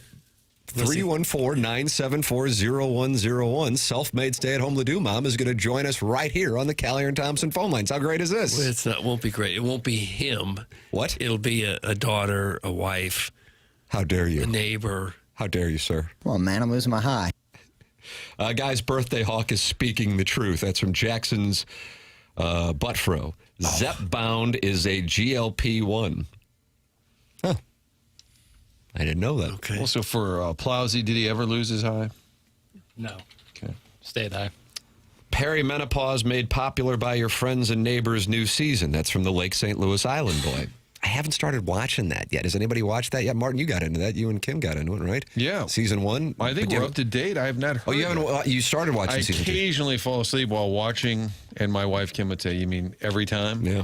So I may have missed that comment, but in that show, maybe Amanda Pete's character would fall into that category. Oh, is that maybe, right? Or yeah, have you started it yet? Season 2? No, have not. Okay. I think we're going to go. Well, once you and guys have binge. boned up on it, then Yeah. we'll get Mr. Ham on to discuss. Nice. Surprise guest. We don't have a surprise guest today. We have Brad Thompson joining us at 10:15. That's coming up on your Polos Plus dossier. Polos Plus is online at polosplus.com. They send in, let's see, are any of us wearing, Martin's wearing Polos Plus right now. Jackson, is that a Polos Plus, that light green? That's not Kelly green. No, it isn't. That's a light green. Yeah, it's a softer green. It is not, but I do have my Polos Plus winter coat in my little booth, just in case it gets too cold in here. And does it feel good to put on? Yeah. Fleece lined. I'm a big Polos Plus guy. It's great to have them on board. They're online at polosplus.com, and you enter the promo code TMA at checkout, and you get 10%. So if you operate a small or medium-sized business and you're looking for materials with your logo, ranging from, of course, polos, but also jackets, quarter zips, hats, you name it, they have it. All you do is when you're checking out, you upload your logo, and then they put it wherever it is that you would like it on whatever garment you would like. And they work with high-quality brands such as Carhartt, Travis Matthew, Nike, Under Armour. The list goes on and on. It's polosplus.com. Take 10% off with the code TMA. If you have questions or want to talk to Andrew Hubbard, who handles their sales and marketing, you can contact him by emailing him at andrew@polosplus.com. That's polosplus.com. Promo code TMA. Polos Plus, sponsor of the dossier here on the Morning After. Doug, it's always surprising that I know this, go Hall of Famer Keith Tkachuk with it, but he's not. And there is a big groundswell, in particular among American-born players, but it's not exclusive to American-born players, for Walter to be in the Hockey Hall of Fame. And yesterday, Eddie Olczyk was on podcast, and he is now a voting member of the Hockey Hall of Fame. And here is the exchange. Well, I got to ask you, I know you're on the board now. For the Tyson Nash. Yes, yeah. Unbelievable. Congratulations, by the way. This last year was my first year. Love to have great, smart hockey people that are really up to date, right? I said it publicly before the guy you're going to ask me about, I was going to say. So I've already said that he is a Hockey Hall of Famer. So I want to know did he wear number 7? Oh, absolutely. You know who gave him his nickname, right? That's right, I was going to get to that. Big Walt, baby. He came in our locker room in Winnipeg, Keith Tkachuk. I said, "You're Walt." And then sure enough, it stuck. It stuck, and then he became Big Walt, and he's still Big Walt, and he will always be Big Walt to me. So the type of player that he was, you talk about the prototypical two-way, right? Yeah. Sketch? Yeah. Amazing. Every GM in the league is looking for a guy like that right now. The guy's a Hall of Famer with the 2 kids that are playing in the show right now. You know what I mean? Oh, yeah. Doug, that's former Blue Tyson Nash, who now is working in Salt Lake City with the Mammoth. And he does a hell of a job, by the way. He's damn good. Chaser's a big fan of his. I think Chaser and him were just hosting a podcast with Biz Nasty. Did you see that? I heard the beginning of that. Yeah, and they were telling stories. It's worth going and listening to because Nash is great. And Nash says he's trying to be tough out there and kind of impress Quenneville and the Blues. And he took out Dimitra, and he said, "Oh, boy. Here comes Chaser." Had to be scraped off the ice is what Chase said. He said, "I think they broke my nose." He said, and I looked up, here comes Twister. Could you imagine the fear you would have? Because Nash is not that big. Right. You get your nose potentially broken, and he goes, "Hey, look at it to this day. Look at this thing." And then Twister's coming in for more. He said, "I was just trying to make an impression and just didn't realize, kind of crossed the line." Yeah, I think Twist was out the day it happened. And the next day he got and he goes, "Hey," he calls Chase, per Chase's account of the story on the podcast, and says, "The hell was going on down there today? I heard Pavel got laid out by a rookie." And Chase said, "I chased him around the ice." And then sure enough, the Twist was coming in the next day. And then he started chasing him around the ice the next day to get his hands on him. But Tyson Nash talking Olczyk, and they're just like, yeah, I mean, Keith Tkachuk's got to be a Hall of Famer. And the fact that he's not is ridiculous. I remember the night that Tkachuk played his first game at what was Scott Trade Center. And I was interviewing Nash, I think, live on KMOV. And before we, probably Doug or Steve Savard threw it to me, we were BSing on the bench. And Nash goes, hey, it's great that we got Keith Tkachuk, but everybody in there's calling him Walt. Do you know what that's all about? And I go, yeah, I understand his nickname's Walt, and I didn't know. How about the chances here? You're listening to Nash talk it over with Olchuk, who gave Keith Tkachuk the name Walt. And that stems from an old New York Ranger player. Had the name Walt. Yeah, there's a guy named Tkachuk. Walt Tkachuk. That's a good Ranger player. Yeah. But American-born players, and Brett Hull falls into the American-born. He's at 741, and then it's Mike Modano at 561, and then Big Walt, 538 goals. This is the list of American hockey players, most goals scored. The knock on Tkachuk has been he didn't have any postseason success with the teams that he was on. Wasn't an MVP or a Norris, but that's hard to deny when you look at the list. And Roenick is behind him on the list. Patrick Kane, Joe Mullen, Joe Pavelski, LaFontaine. It's a pretty impressive list, and he's third all time American-born players. It's kind of hard to believe that he's not in it already. Exactly. Yes. It's like they forgot about him. He also played about 300 less games than Mike Modano. Yeah. Played in 5 All-Star games, NHL second All-Star team twice. We've asked him about, I don't know if it was this show or another show. He's, I don't know. What are you going to do? I'm sure it would mean a lot to him. Oh, yeah. He probably doesn't want to sound like he's whining about it or complaining about it. It's inevitable. Well, I hope. You would think. But it's odd that it hasn't happened. Yeah. Yeah. And I think that's what they have said, though. His numbers are gaudy, but it's not enough playoff. But, at some point, if you're a great player with great stats, maybe the teams you're on. Yeah, you can't help but the team's not very good. What if he gets in and when is it? Tuesday? No. What if he's annoyed at the logistics of being invited? Big Walt, text in. Yeah, Call in. You think he's listening? No. He scored 50 or more twice. That's hard to do. Yep. Thank you, Martin. I had no idea Belleville, Ontario is now part of the United States. That's from Slinger Like Sunday Morning. I don't recall the statement that. Well, maybe I said Brett was born in the U.S. He's listed as an American. I think he has American citizenship. There is a list. This is Quant. Tim, do you call it Quant Hockey? Yeah. It's a very detailed list, and it's American-born players. So maybe Brett wasn't actually born. I don't know. You need time away? Yeah, not too far away. I guess because of his dual citizenship, they list him. Well, you just can't trust anything you read anymore. Certainly not on AI. Yesterday, I typed in famous people that were born on my birthday, and it said Pete Rose. And I said, really? I hadn't heard that one before. Pete Rose was born on May 9th, was he? And then I looked it up somewhere else. He's born on April 14th. Are they just making up now? AI is just making stuff up? Yes. Yeah, you got to be careful. Because sometimes it's just patently inaccurate. He parked in front of the net and knocked in rebounds. Some goal scorers. You guys are such homers for your buddies. Doug, that's from Irish Peaches.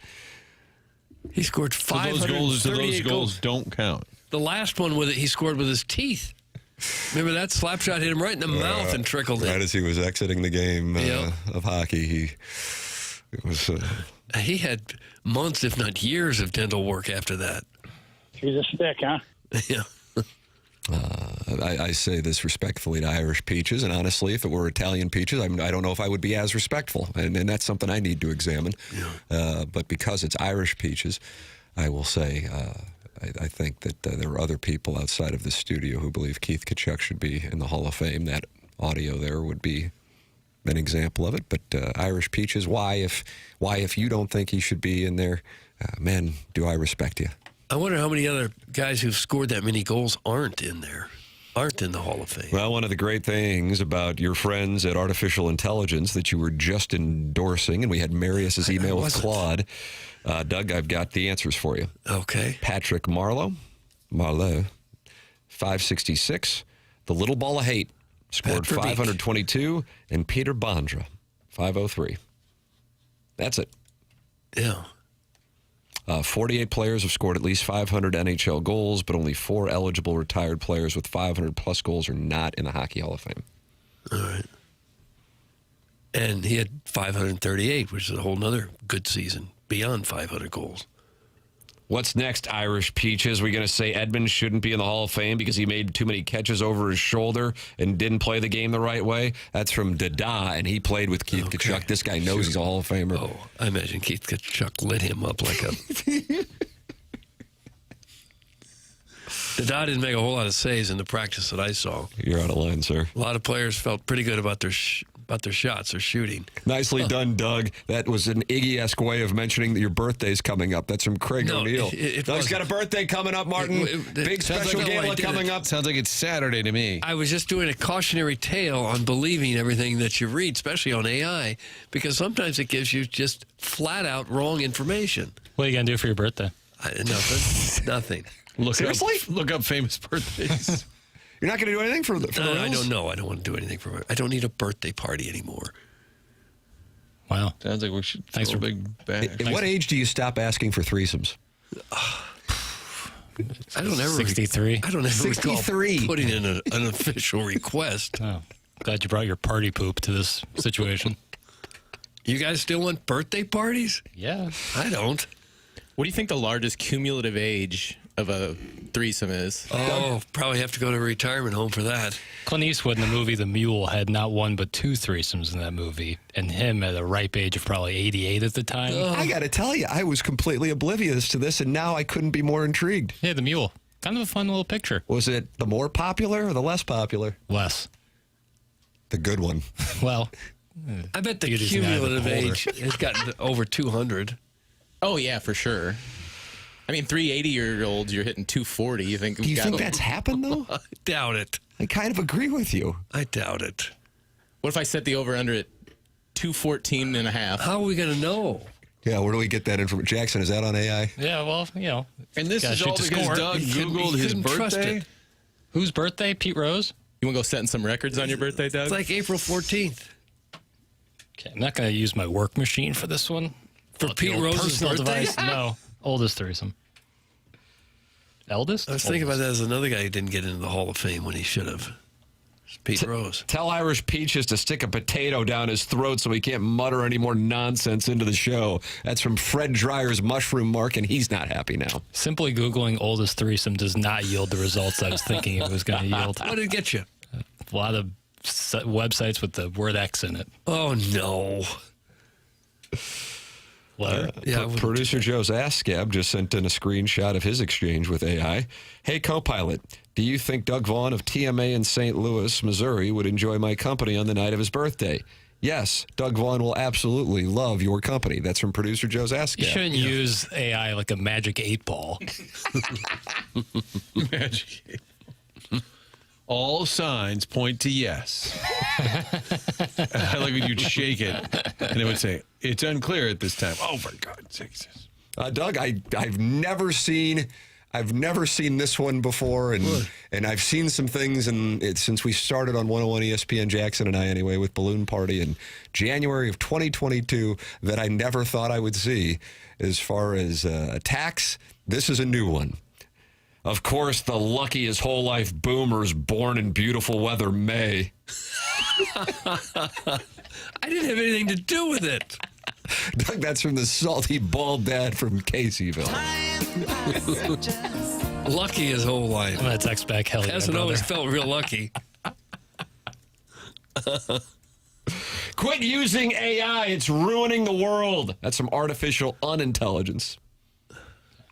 Well, I don't know that it's ruined the world yet, but I suppose it has the potential to. Guys, I know from experience that they get after it at retirement homes. That's from Joey Vitale's owner Scully. It's always been what the consensus we've seen from... The village is a pony. Right. But that's not a retirement home. No, but the whole sexual reawakening thing, I think, is pretty real. Del Boca Vista. Yeah, right. Be all over that shuffleboard. Mantelbaum was over there. Yeah. Flexing. Number one dad. Guys, my wife worked in a nursing home for several years. I can tell you from her experience that's definitely going to be above 225 for the combined ages on a threesome.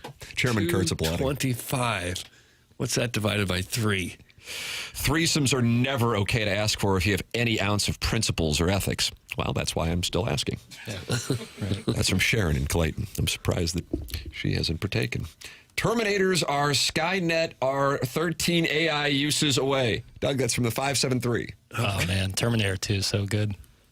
You ever seen Terminator 2, Doug? Linda No, I don't Hamilton. believe so. And she was married to James Cameron. Was she? Mm-hmm. Well, she also Bigelow, Catherine Bigelow, also married to James Cameron at one point. And then she beat him for Best Picture with Hurt Locker when he had Avatar. And that really put him in his place. Do you think that was the right vote? Because you're very critical of the Academy on Movie Boy. It's Hurt Locker's definitely better than Avatar. Okay. Best Picture, yeah, all right. I like the bomb diffusing scene. It's really intense. It's really good stuff. Yeah, Jeremy Renner. But I think it's his just dessert for his acceptance speech after he won for Titanic. The "I'm the king of the world" speech. Endearing. Yeah, sit down. What was down, better, Big Jim. Ricky Henderson in front of Lou Brock or James Cameron in front of the audience at the Oscars? Ricky Henderson in front of Lou Brock is about as bad as it gets. That one's rough.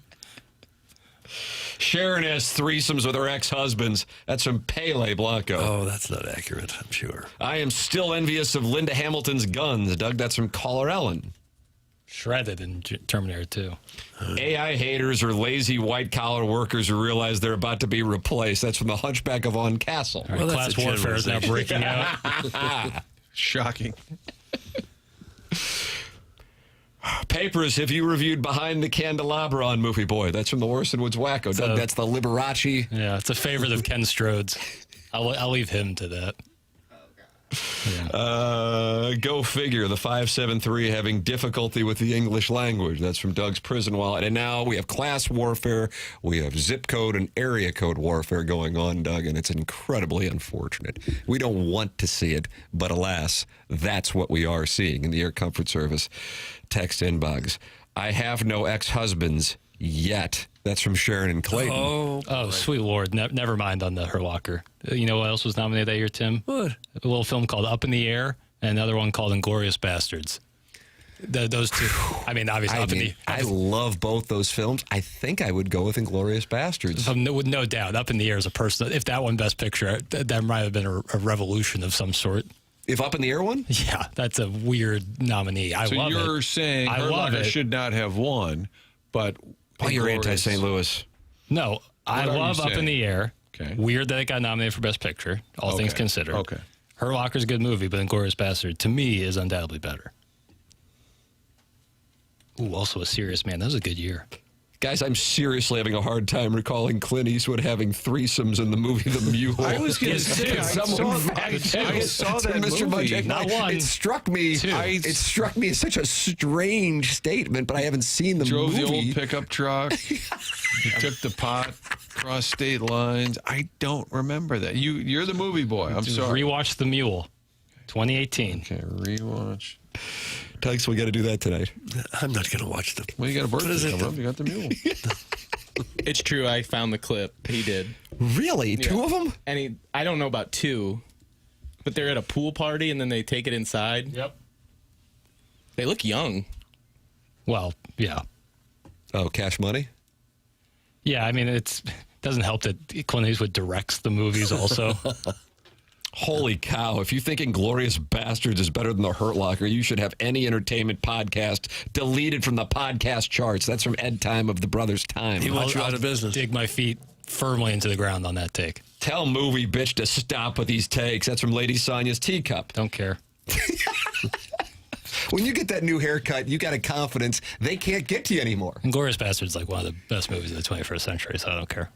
I have to say, with regard to The Hurt Locker, it was one that I wasn't really fully committed to watching, so I don't feel like I can opine on it. But Inglourious Bastards. I get them not giving it to Inglourious Bastards. The Tarantino movies winning Best Picture probably will never happen, but that's just my opinion. Mm-hmm. Jeff Bridges won Best Actor that year, Doug. Oh, did he? Crazy Heart. You ever seen Crazy Heart? No. Not very memorable. So. Was he a singer? Yeah. And that's with Josh Allen's wife? Haley Steinfeld? No, you're thinking of True Grit. True. Yeah, you're thinking of True Grit. True Grit. That was John Wayne. Right. They remade it. The Coen brothers remade it, I think, in 2009. I had 2 threesomes last week. Light work. That's from the self-made stay-at-home Ledoux mom. You can share your experiences by texting in 314-399-9646 or calling in 314-974-0101 or emailing in for the Design Air Heating and Cooling email today. Martin, you got any information on Seth Goldcamp's business, Design Air Heating and Cooling? Yep, no talking points in front of me. Just want to tell you about Design Air because I've worked with Seth and his team. Just a great experience from the actual equipment that they put in. It's going to work. It works great. But then also the team that comes into your home and does the work, just outstanding. You can tell these employees like working for Design Air, and there really is a difference there.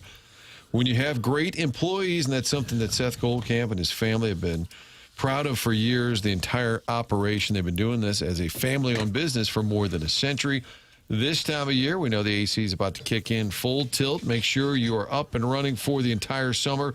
Get yourself a little checkup ahead of the summer, and while you're at it, sign up for a maintenance plan. Simple way to make sure that the heating, the cooling is working year-round. It's designairservice.com. That's the website where you can get signed up for the appointment, for the maintenance plan. We recommend them highly, and even better than that, the listeners continue to text us with their experiences working directly with Design Air. Longest-running sponsor of TMA. Didn't you have the Rugged Joe at your house? I had Joe and he brought Joey. We had 2 Joes. Oh, wow. 2 Joes at the house. Great work. Nice. Get involved on the program. Text in, call in, email in, open up your YouTube app, type in TMA STL, subscribe to the channel. 322 friends are in there. They like the marriage counseling that's going on here in the Fisher Window and Door Store, 8 o'clock hour on the Polos Plus dossier. The Design Air Heating and Cooling email today at 9:45. Brad Thompson live from San Diego at 10:15. The program is called The Morning After, and it's presented to you by Brown and Crouppen on 101 ESPN and the TMA STL YouTube channel.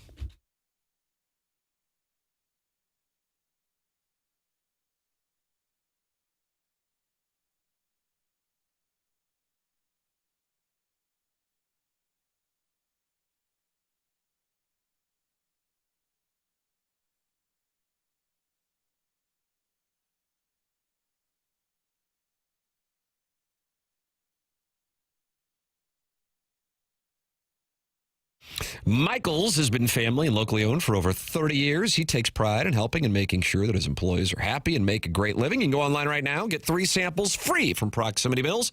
Michaels Flooring's website is igotfloored.com. That's igotfloored.com. His passion is flooring, and when you order from him, he wants you to have the best experience for the best price.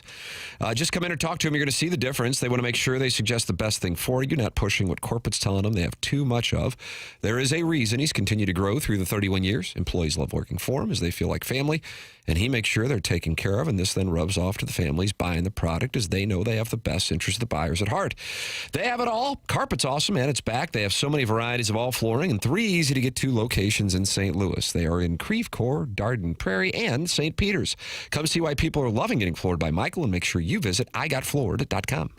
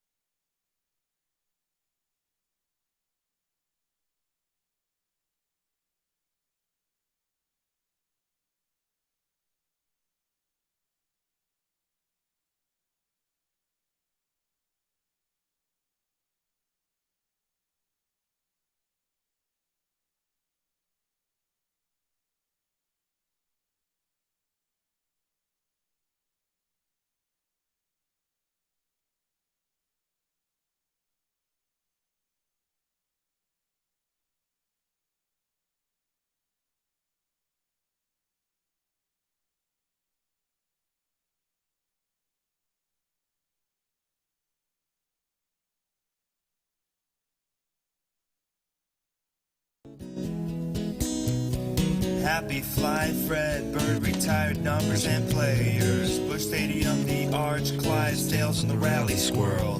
Game 6, walk-off victory, fireworks. Championship parade, to the wave, to the wave. Cardinals playoff baseball, let's fill the seats with red. Time to work on magic, 12 and 12. Oh yeah, guys.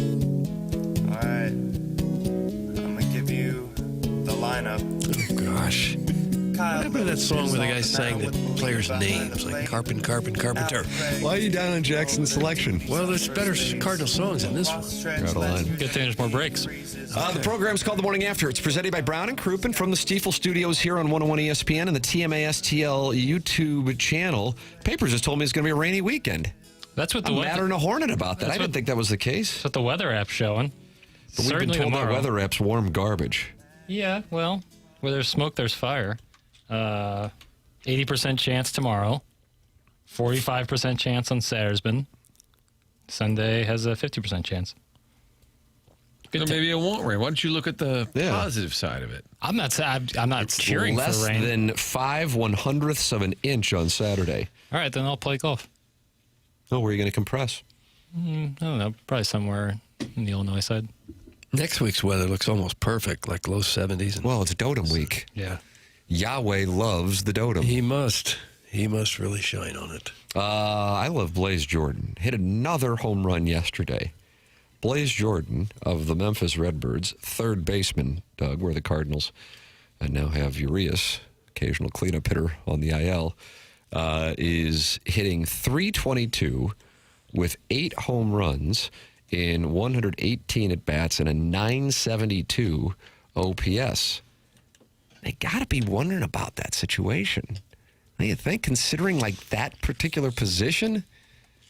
What do you boys think on that? Well, you wouldn't bring right-handed hitter.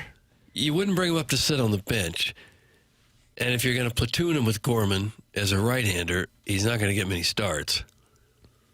Maybe they'd rather have him play every day in Memphis than once or twice a week in St. Louis. I think the big question is Gorman's season. How did they feel going into it? Does he get the whole year to kind of... And his numbers are okay. I think he's never going to be a big average guy. He's probably always going to strike out a fair amount. 5 homers, 21 RBIs, not bad. But if you want to see what Jordan can do, I think it's going to be in play at some point. I think they would probably say not yet. But if you bring him up, you could always do that rotation where Gorman's a DH, then he's third. Urias is on the IL right now with, I guess it's tennis elbow. But if you didn't have Urias here and Jordan was in the mix, he could kind of... They move these guys around. Herrera catches, then he's a DH. Gorman plays third, but then he's a DH. I think at some point. And why not? At some point this year? I think so, yeah. I mean, this whole season, and maybe the further into the year you get, you've got to... Again, Gorman's been here a while, but for this season, you'd have a bigger sample size. Bring up Jordan. At some point... What's going to butt heads here is this whole idea of let's find out what we have for the future. This is all about building for the future. Don't you kind of want to see Baez? But if you're a game out in the wild card and it's mid-August, okay, not now. If you're 2 back in the division in July, we could bring up Blaze Jordan. Man, he's tearing it up, but it's working what we're doing. Yeah. Brian Walton on his podcast said they are concerned about his defense at third. That's from Josh Bob Bill, who shares a building with Keisha Gray in Tampa. And that Brian Walton is great on all things prospects, for sure. When they traded for him with Boston, they said he was a first baseman. And now he's played third base this year, so that could be a difficult transition. I think because other than finding some guys who can maybe help the bullpen, I think because they're winning, they're likely to just kind of stay pat for a while. Is it Stan Pat? Stan Pat. Stan Pat. Stand Back with Stevie Nicks solo album, right? Yeah. Is that right? Is that written by Prince? Or is that Rooms on Fire? I got to do more show prep. I agree with you on that. Finally, we're in lockstep on something. You need to work on the show prep. Okay. I got to know every song that's ever been released and the years. Correct. Is that accurate? Okay. And also what's going on with the defense of minor league third baseman. Right. How do you not know that? God. Thank you. Well, I haven't seen him play. Okay. Do you guys think Iggy watched Heated Rivalry? Thanks. That's deep voice, dude. Find out 11:05. Yeah. Does he take questions after the morning after? Yes. Yes, he does. Are they solicited or do they just come firing in? Yesterday, he wondered why, since we could send a spaceship to the moon and back, why we couldn't also freeze the weather, make the Earth stop spinning around, so if we have a good weather day, we could just stop everything, so it would always be nice. Yeah, that was the first 10 minutes of the show, Martin. Uh-huh. We like to read books and talk smart things, too. Freeze the weather. I didn't even know where to start with that. No, maybe I should text Tom Skilling. Next topic. If the weather's great here, somewhere in the world, you got probably hurricanes and tornadoes. I guess they would have them all the time. So it'd be like the Great Red Spot. Is that what they call that thing on Jupiter, where it's just a constant storm? I guess. That's a bad beat if you ever gonna stay there. So Iggy wants to be Ed Harris in The Truman Show. He wants to just control I was weather. thinking the Truman Show the entire time. Yeah. Guys, I podcast like the Dickens after the morning after from yesterday while setting up the range today. Iggy, holy cow, was he great. That's from Cart Barn Charlie. Doug, Charlie in the Cart Barn. All right. I'll be late to the Dotem. Thursday is league night at PBR. Thanks. That's from Mr. Mudjack Mike. Jackson, are you tracking people's tardiness to the Dotem? Yeah, I'll be taking roll. League night at the PBR. I feel like Thursday is a popular night for league nights in terms of bowling, Like bowling, softball, you name it. Golf league. You can ease into the weekend, maybe have yourself a libation or Oh, yeah, two. you got hammered last week at softball, and then that's you weren't very right. good on the board on Friday. I remember. Boy, Martin, that is accurate. It's true. That is exactly what happened. I thought PBR was a bar. Yeah, but it's also a bowling company. Professional bull riders. But also, isn't it also a bowling thing? PBA is the bowling. Ah, thank you, Martin. You've activated Iggy now by bringing up bowling. Who can help me order a game on my grandson's PS5, please? Doug, that's from Old People's Facebook status. Yeah.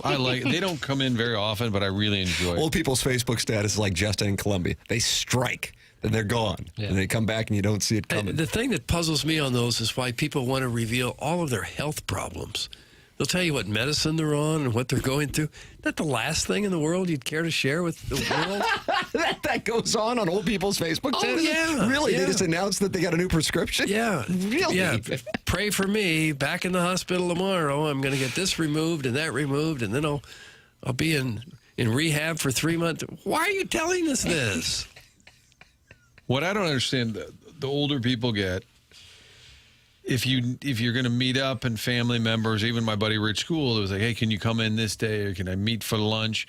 And they'll just say, oh, I've got a doctor's appointment. And I'm thinking, that's the whole day? Like it just wipes out any, hey, next Thursday, oh, no, I have a doctor's appointment. Well, maybe it's at 8 a.m. Right. Maybe it's at 3 p.m. We could probably work around They it. don't want a full docket like that. Yeah, that just...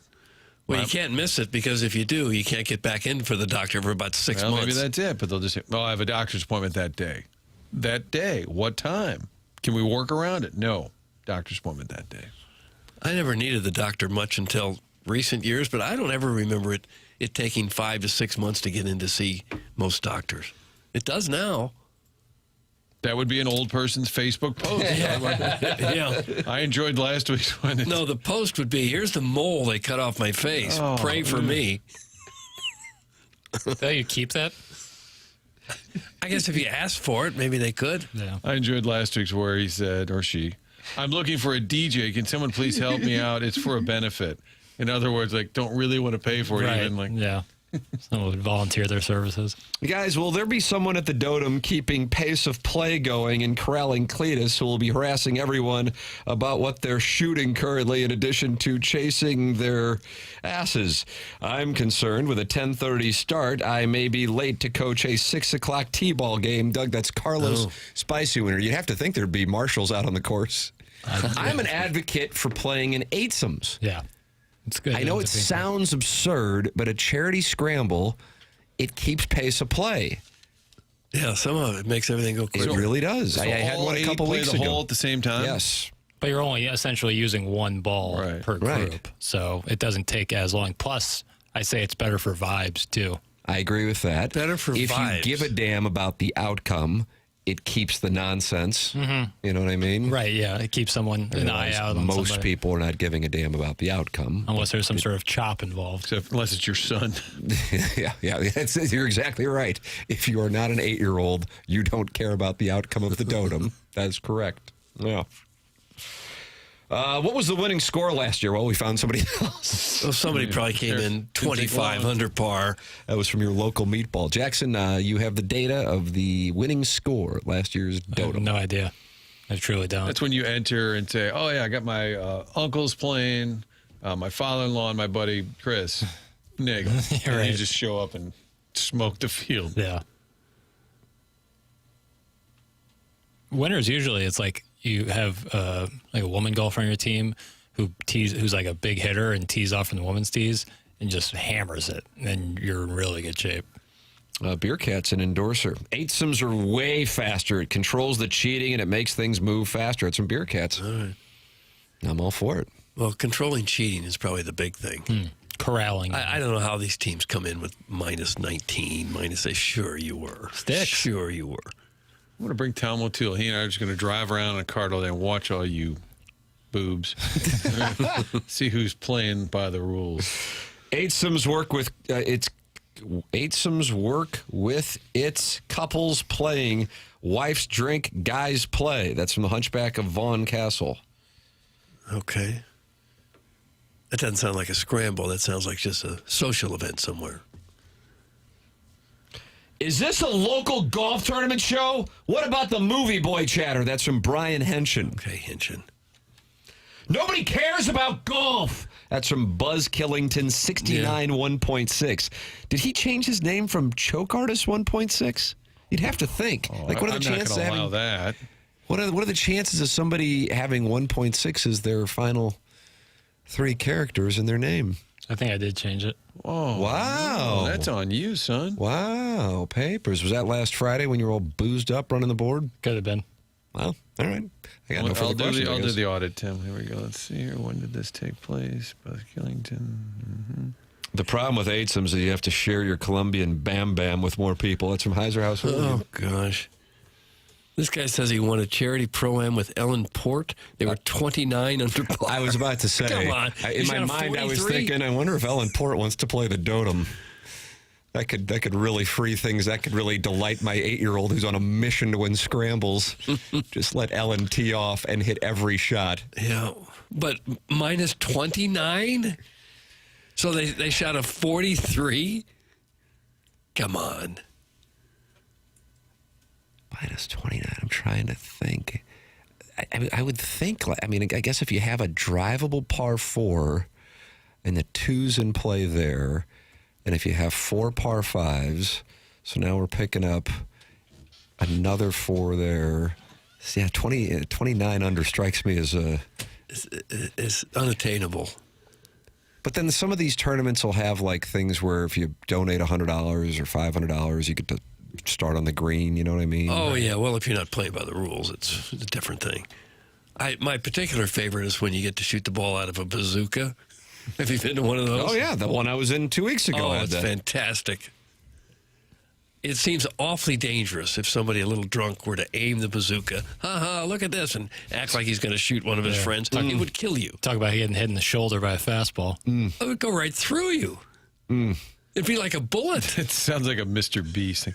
When we come back, I'm going to shoot the bazooka at Jackson. I like your Mr. Beast impression. Yeah, I don't think it's very accurate, but I enjoyed it. No, but it's just kind of like Tim's dad. Just kind of goobery in a nice way. Do you watch Mr. Beast papers? No. It's for like kids my son's age, right? Yeah, I just was never like into like the YouTube stuff from like when I was a kid. That didn't resonate with me. I like television shows and movies more. There are an occasion. I like Mr. Beast, and when they'll go to Africa and build wells. I respect the what he video does, production is really well done, no doubt. But then they'll say, "When we come back, Jimmy sees how many puddings he can eat in 30 seconds." And you're like, "What? This is mind numbing." Email in the morning after at InsideSTL.com for the Design, Air, Heating, and Cooling email data. That's coming up on the Polos Plus dossier. You can talk talk it over with other TMA listeners in the Michelob Ultra YouTube chat. Scott Stapp from Creed is in the Michelob Ultra YouTube chat. Doug, that's unbelievable. How fun is that? Really fun. Really a good time. You can talk it over with him and Scott 8671 and No Life Drew along with Milk Jr. They're all in there. 296 friends gathered in the Michelob Ultra YouTube chat. Beautiful weather today, at the very least. 95 calories, 2.6 grams of carbohydrates. Michelob Ultra. It's only worth it if you enjoy it. Michelob Ultra, longtime sponsor here on the Morning After. We're grateful for their support and joy. A Michelob Ultra, 95 calories, 2.6 grams of carbohydrates. This is TMA 101 ESPN.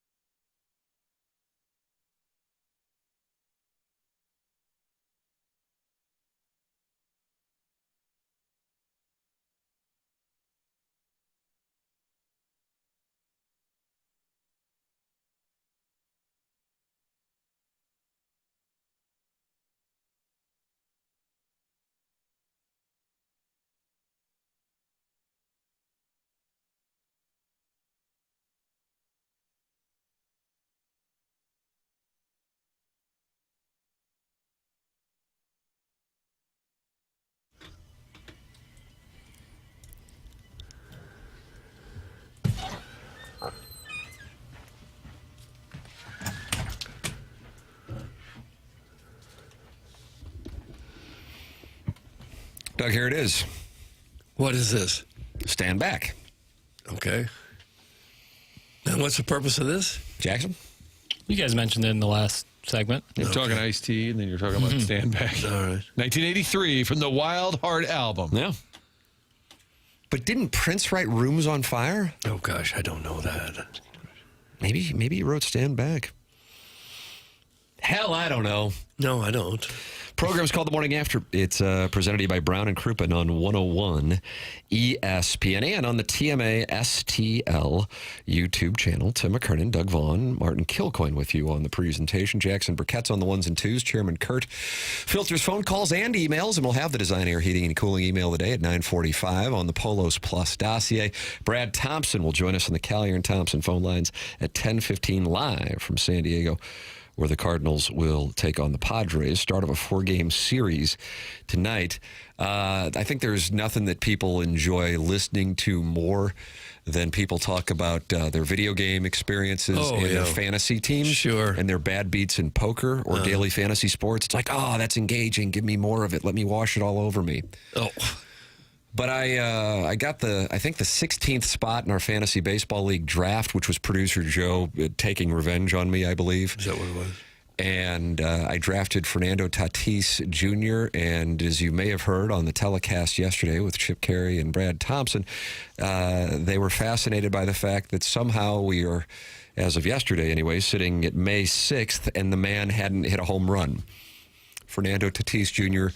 has not hit a home run this year for the San Diego Padres. He is the player in Major League Baseball with the most at-bats and no home runs. How about that? What's the reason for that? Does he cut down his swing or something, or change the way he hits? Maybe he doesn't like being a part of the Southside Seaman Fantasy Baseball He Club, wants the out. most storied organization in fantasy sports. You want to see him start to do some yard work? Just trade him. Will you ask McGreevy to drill him? Just as a little nod to the Seaman. Thank you. So will they be able to survive that? I always wonder about drafting players, though, in the National League West, in particular the non-Arizona and Colorado National League West, because, Doug, is it that marine layer in that time of year where it's a little colder and the ball doesn't fly? What do you think about that? I don't like having players on my team from the West because sometimes you don't know if they're going to play. Yeah. And when the games start real late, you don't get that notification. Sometimes the East Coast games have started, and you could have put one of those guys in place of the West Coast guy who sat on the bench. Oh, it's just exhausting. Sounds like East Coast, West Coast. Doug is East Coast. You're more of a Biggie guy. Oh, yeah, interesting. Yeah. You're BIG? I'd rather have East Coast players on my fantasy teams. I'm a people, and I don't like listening to your video game experience. That's from the 314. He's a people. Yeah. I mean, Tatis's OPS is 607. Wow. Yeah, Southside Seamen are scrambling. Scrambling, Martin. We don't know what to do. I took Kyle Raleigh with the 5th overall pick. He's done nothing. Xander Bogaerts leads him with 7 homers. Padres are quite a little squadron. They're hanging around those Dodgers. Machado's, and right, despite these averages, Machado's hitting 207. Yeah. Boy, Cal Raleigh's hitting a brutal 175. I wonder what the hell happened there. I mean, his hard to hit percentage is in the bottom 5% of Major League Baseball. Yeah. Squared up percentage at 1%. He got 1 home run while he was here, right? And I think that was off McGreevy. Yeah. McGreevy talked about it, I think. Yeah. Yeah, Tatis is hard to explain. He's a big guy. Guys, as a rights holder myself, it has been a frustrating start to the season. That's from the Southside Seaman season ticket holder. So there's somebody that bought season tickets to my fantasy team. And listen, I understand it. And I'm responsible. And that's why it's Jackson's fault. So we will. Nothing you did wrong. Thank you. Thank you. Just shit around the Grands and look at the box scores and encouraged him. Man, it's awesome hearing about your fantasy teams. Talk about wives, you cowards. That's from Shrimply Pibbles, who wants to talk about wives. Cowards. We watch people play video games, Doug. That's from Salty Bald Dad from Caseyville, who was also mad that you were born in May. I know. Where the weather's, I've been lucky all my life, including being born when the weather's nice. Odd. Warson Woods is tantamount to Myrtle Beach. Thanks. That's a self-made stay-at-home Ladue mom. Is that comparison been made before? I don't know. What's wrong with Myrtle Beach? It's not a damn thing. Myrtle Beach is fun. Big fan. And that's because of Kenny Powers' run. There, yep. That vacation there. Hilton Head versus Myrtle Beach. Is there way different? I was about to say it. Way different. Well, what's different? Myrtle Beach has got a little bit grittier. I like that term, Martin. A little bit. I know what you're saying without you saying it. Yeah, grittier is a good term. It's got a little bit of Lake of the Ozarks in it. Oh, has it? Whereas Hilton Head, It's a long way away from that body of water. Yeah, but yet it still runs down. It feels so similar. So I'd say, yeah. I mean, the nicest way to put it is it's Myrtle Beach is a little grittier. But I like. I've said it many a times. I like a little Hoosier in my vacation. Oh, do you? Yes. Well, you don't need to leave this state then. That's why I like the lake. Oh, God. You ever vacation down at the Merrimack River? No. Straight of Hoosier? I don't like float trips. No. Well, you're going to hate the float trip we got coming up. Yeah, I'm out. Jackson's out. I'll be sick that day. Email and Design Air Heating and Cooling email today. That is coming up here in about a half hour on the program. The Morning After at InsideSTL.com. Guys, Myrtle Beach has an odor. That's from Doug's prison wall. Is that true? Not that. It's so close to the ocean that any odor that might be there, and I'm not saying there isn't one, would be washed out by that salty, briny air of the ocean, salty brine, which I love. Tim is always right. San Diego was the worst weather in late April and early May. I went there for vacation during that time, and it was 50s and cloudy for 5 days. Oh, well, sorry. Okay. So San Diego sucks. Myrtle Beach sucks. Everything sucks. Isn't it kind of generally agreed upon that San Diego has the best weather in the country? Right now it's maybe next to Hawaii. 61 degrees, a high of 67 today, and not a drop of rain. Precipitation in the 4% range. And for the rest of the week, it's going to be in the mid to low 70s with nothing but sun. Sounds like Brad Thompson's going to do just fine out there. Yeah. He'll join us coming up here in an hour on the Polos Plus dossier. The program's called The Morning After. It's presented by Brown and Crouppen on 101 ESPN from the Stifel Studios.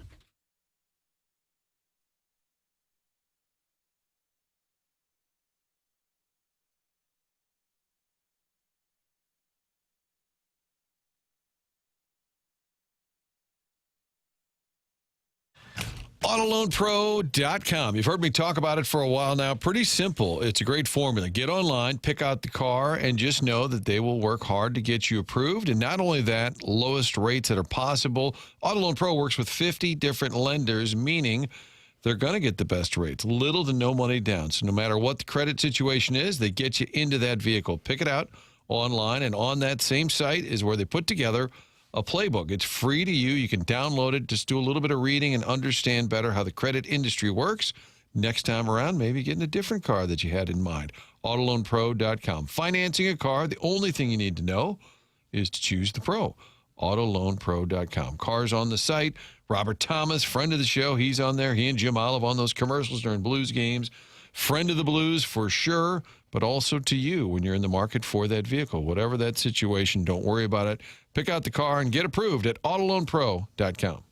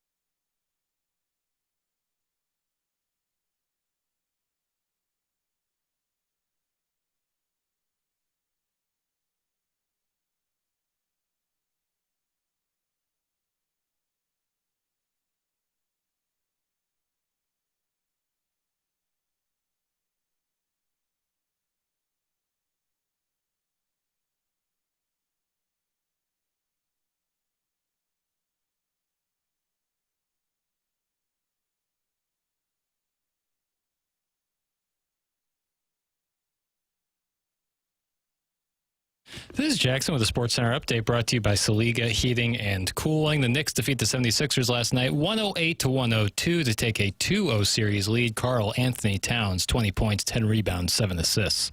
That was another Sports Center update brought to you by Saliga Heating and Cooling, a Daikin heating and air conditioning dealer.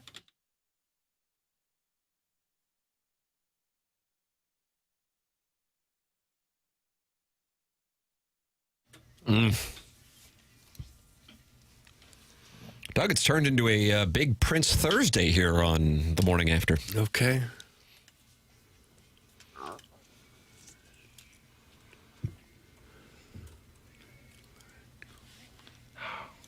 Kind of like a 90s sitcom. Jackson's rolling along, maybe Lindbergh. Hair's flying in the air in this convertible. And it just, and the chyron, the graphic on the screen is kind of bold because it's 90s. It just says, from the desk of Jack B. Yeah. And you're just like a hotshot young executive. I wasn't built for a Corvette. Not with this head of hair. Oh, is that right? You got to have a nice head of hair. What's the hair got to do with it? Well, because then you get out of the car and it'd be your hair would be my hair would be everywhere. They have to wear some sort of driving cap. A lot of guys with T-tops at Ladue. I don't know if a T-top has even ever driven on South Warson Road. You think that the police would escort them out? Yeah. some sort of T-top detour. Where do you think you're going? You're not going to Deer Creek Coffee with this car. Get back to Melville. San Diego's ass until late June. Hawaii is perfect 365 days of the year. That's Sharon and Clayton Doug with a report from the West Coast. That's probably true. The program's called The Morning After. It airs on 101 ESPN and the TMA STL YouTube channel. Mark Hanna of Evergreen Wealth Strategies is the sponsor of our 9 o'clock hour, and he enjoyed the marriage counseling segment that we had in the 8 o'clock hour and says that's why he spends money on this show. Okay. The Cardinals in San Diego tonight, despite the bad weather, even though it's going to be in the 70s. And Alec Burleson was on MLB Central talking about the Cardinal start to the season and the how and the why. I think I said it a couple days ago, this group just doesn't care, and it's not about the game or wins or losses. It's not that we don't care about that. It's that we don't care what has already happened. We're going to continue to push through that, and, we won 2 days ago. Obviously, we didn't play yesterday, but we won 2 days ago, and that doesn't matter. We're going to try and go out and win this game today. So this group's a lot of fun. Super, super excited to be with this group, and it's just been a lot of fun. That's all I can say. But that's surprising, Alec, because it's so many young. Dewar talked about the youth movement. I was looking at you the other day, and I was thinking, is he the veteran? He's 27 years old. But that's kind of how we think of you on this team. How can this group kind of grow together, and what's the identity of this young core? Yeah, I think, Church kind of mentioned it, but like our defense and, we're not going to give you anything, right? Like, we're not going to make, we're going to make mistakes and stuff like that, but we're not going to give you games. You're going to have to beat us with your best. So, like you said, it's young. We're going to continue to grow together and hopefully be in St. Louis for a long time. So, I think we're just going to play the game the right way, and that's the only way we're going to go about it. Play the game the right way, Doug. I've been impressed with how good defensively he is at first base. Because when he came up, I don't remember people saying this is a really good defensive player. He was a hitter. But he's got the complete game. He's good at first base. Lost that weight going into 24, I think. And he said they didn't tell him, but it was kind of understood. Need to lose a little bit of weight. Yeah. He was playing the outfield.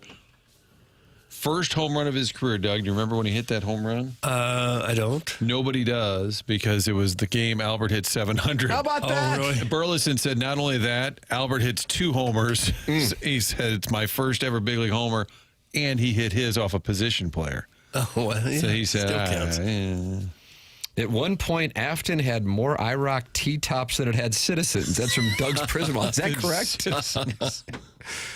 Boy, again, the Census Bureau does a lot of unique studies. How big is that? Afton's got to be 15,000, maybe 12 to 15. I'm guessing. And they had more T-tops than that. A border municipality, Crestwood of Afton, Crestwood Coyote is on the Callier and Thompson phone lines, and he has a question for you. Okay. Crestwood Coyote, good morning. You're on with Doug Vaughn. Hey guys, good morning. How are we doing? Oh, we're fine. You? Doing good. I just want to go around the dais here, but Jackson, I listened to the movie Boy for Project Hail Mary. I got to say, it was really good. Thanks, man. Well done. How about Appreciate that? that. There you go. Pat on the backside. Well Shout out to deserved. Rockio. Have you seen the haircut? Are you watching on YouTube by chance today, Crestwood Coyote? This guy looks dapper. Say what? Jackson's new haircut. It's sharp. Is the weird pube beard still a thing, or is that gone? Oh, boy, you just can't get a compliment across the goal line here. All right, take what I can get. No, it's gone. He's working kind of on a neck beard now. No, get out of here. That's what it looks like. Get out. I just got it's all right. It's a bit of a neck beard. Camera Well, now off. that Doug said it, you do. What's going on I here? gotta just shave my neck. Why not? I have to do it. I just But got. why are you shaving the rest of it? But you're growing a neck That's beard? not the idea. It Were just you, like, happens. posting a lot more no, I online? have to shave my neck like every day. Otherwise, this is what happens. Really? It sucks. God, that's a bad beat. Yeah, you're telling Teen Wolf me. over here. Yeah, Crestwood Coyote. Oh, that's So much for the compliment. Yeah, sorry for the derailment. Hey, did Rockio lose weight? Because I didn't hear any like heavy, brass instrumentation in the background when he was talking. I mean, I don't think he's at his playing weight, but he's doing good. Okay. Hey, and Jackson, my last question. Do you know what the status is of those Guns N' Roses tickets I won like 6 months ago? Like, do I have to go to the old 590 studio and pick those up, or what's going We on? didn't have any stamps. When's that concert? It hasn't already happened yet, has it? That would be a problem. Probably. I don't know. I think it's July. You'll get them soon. Just don't you worry about it. Well, oftentimes they don't until it might actually be like a week or two before the concert. Sometimes that is how it happens. It's August 16th, so stay patient, Coyote. Oh. All right. It's instilling a lot of confidence, but I will stay vigilant. What do you think the odds are that you'll ever get those? I'd say a strong 12%. Oh, 12%. gosh. Okay. How'd you win them? I don't know. I think it was an email, right? Sounds right. Okay. This is a well-oiled machine. Well, I don't remember exactly who won what, when. I don't know. I didn't know we gave anything away. So you'd like to play in your Garage evening doors. and make sure you're going, but you don't know yet because we don't have any stamps. Yeah, I win one email a year, and if it's an actual good prize, getting the said prize would be good, Yeah. I think voice-wise sounds like Eric Schmidt. Somebody said Mr. Oh God, Lips. no. But just voice. No, let's voice not. I don't want to be associated. I'm not going down that road. I'm just saying voice-wise. Somebody else says other people think you're Licks. No, not Licks. You do kind of sound like Mr. Licks, Crestwood Coyote. Yeah. I mean, I guess that's a compliment. I don't know. Is he cute? Doug, he's gorgeous, isn't he? I don't know. Okay. Martin, why don't you give Coyote a gift card? That's from the North County Golf Pro. Sure. Is it used? It's a local sandwich shop. No, they may or may not be. Last I don't know if question I they're have, and business. then I'll let you guys go. Doug, next time I see you at the gym, you want to go in the steam room together and just toss our towels aside? Okay, pot him down. Okay, pot him down. Crestwood Coyote just got himself suspended. Oh, no. Didn't he play Native American ball with his father? His dad, and he wouldn't approve of any of that. Crestwood Coyote has been suspended a period of 2 days' time. His name right now is going into the Appliance Discounters suspension logule, and I'm also going to put him on notice. Oh, it's even worse. Yeah. This guy sounds hot. Thanks, and free perk. That's from Brian Henson covering things in Indianapolis. This guy needs to swan dive off the stand span ASAP. That's from the Warren County Wizard. That is definitely Mr. Licks. That's from Dave Hay. So a lot of people thought that was Mr. Licks. I don't know. No, he's gone kind of dark. Yeah, ever since the live golf situation. He's in hiding on that. And I'm a Licks guy through and through. Oh, yeah. But he was a Live guy through and through. John Rahm sounds like he's excited about the future at Live. Doug, he can't get out of it, right? He talked it over yesterday. Here is John Rahm.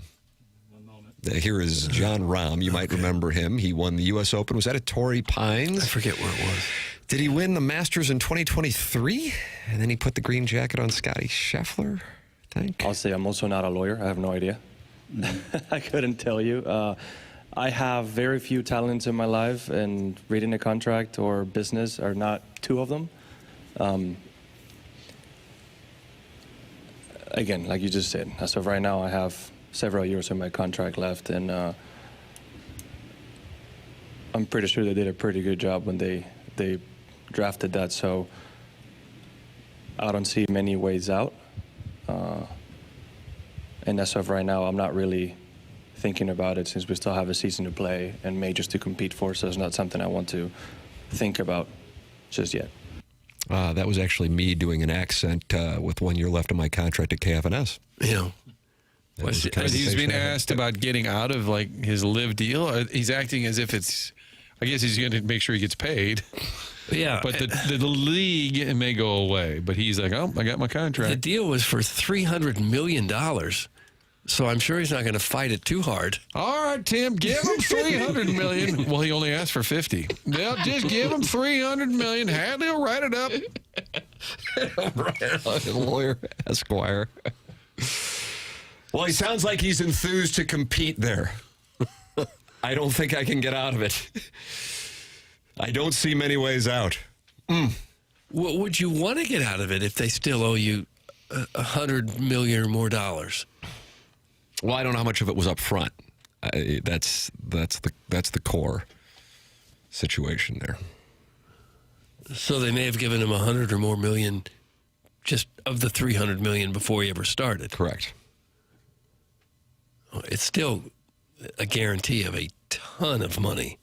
He has reportedly received $300 million over multiple years per ESPN.com with regards to what he has already received, and then the purses reached $30 million.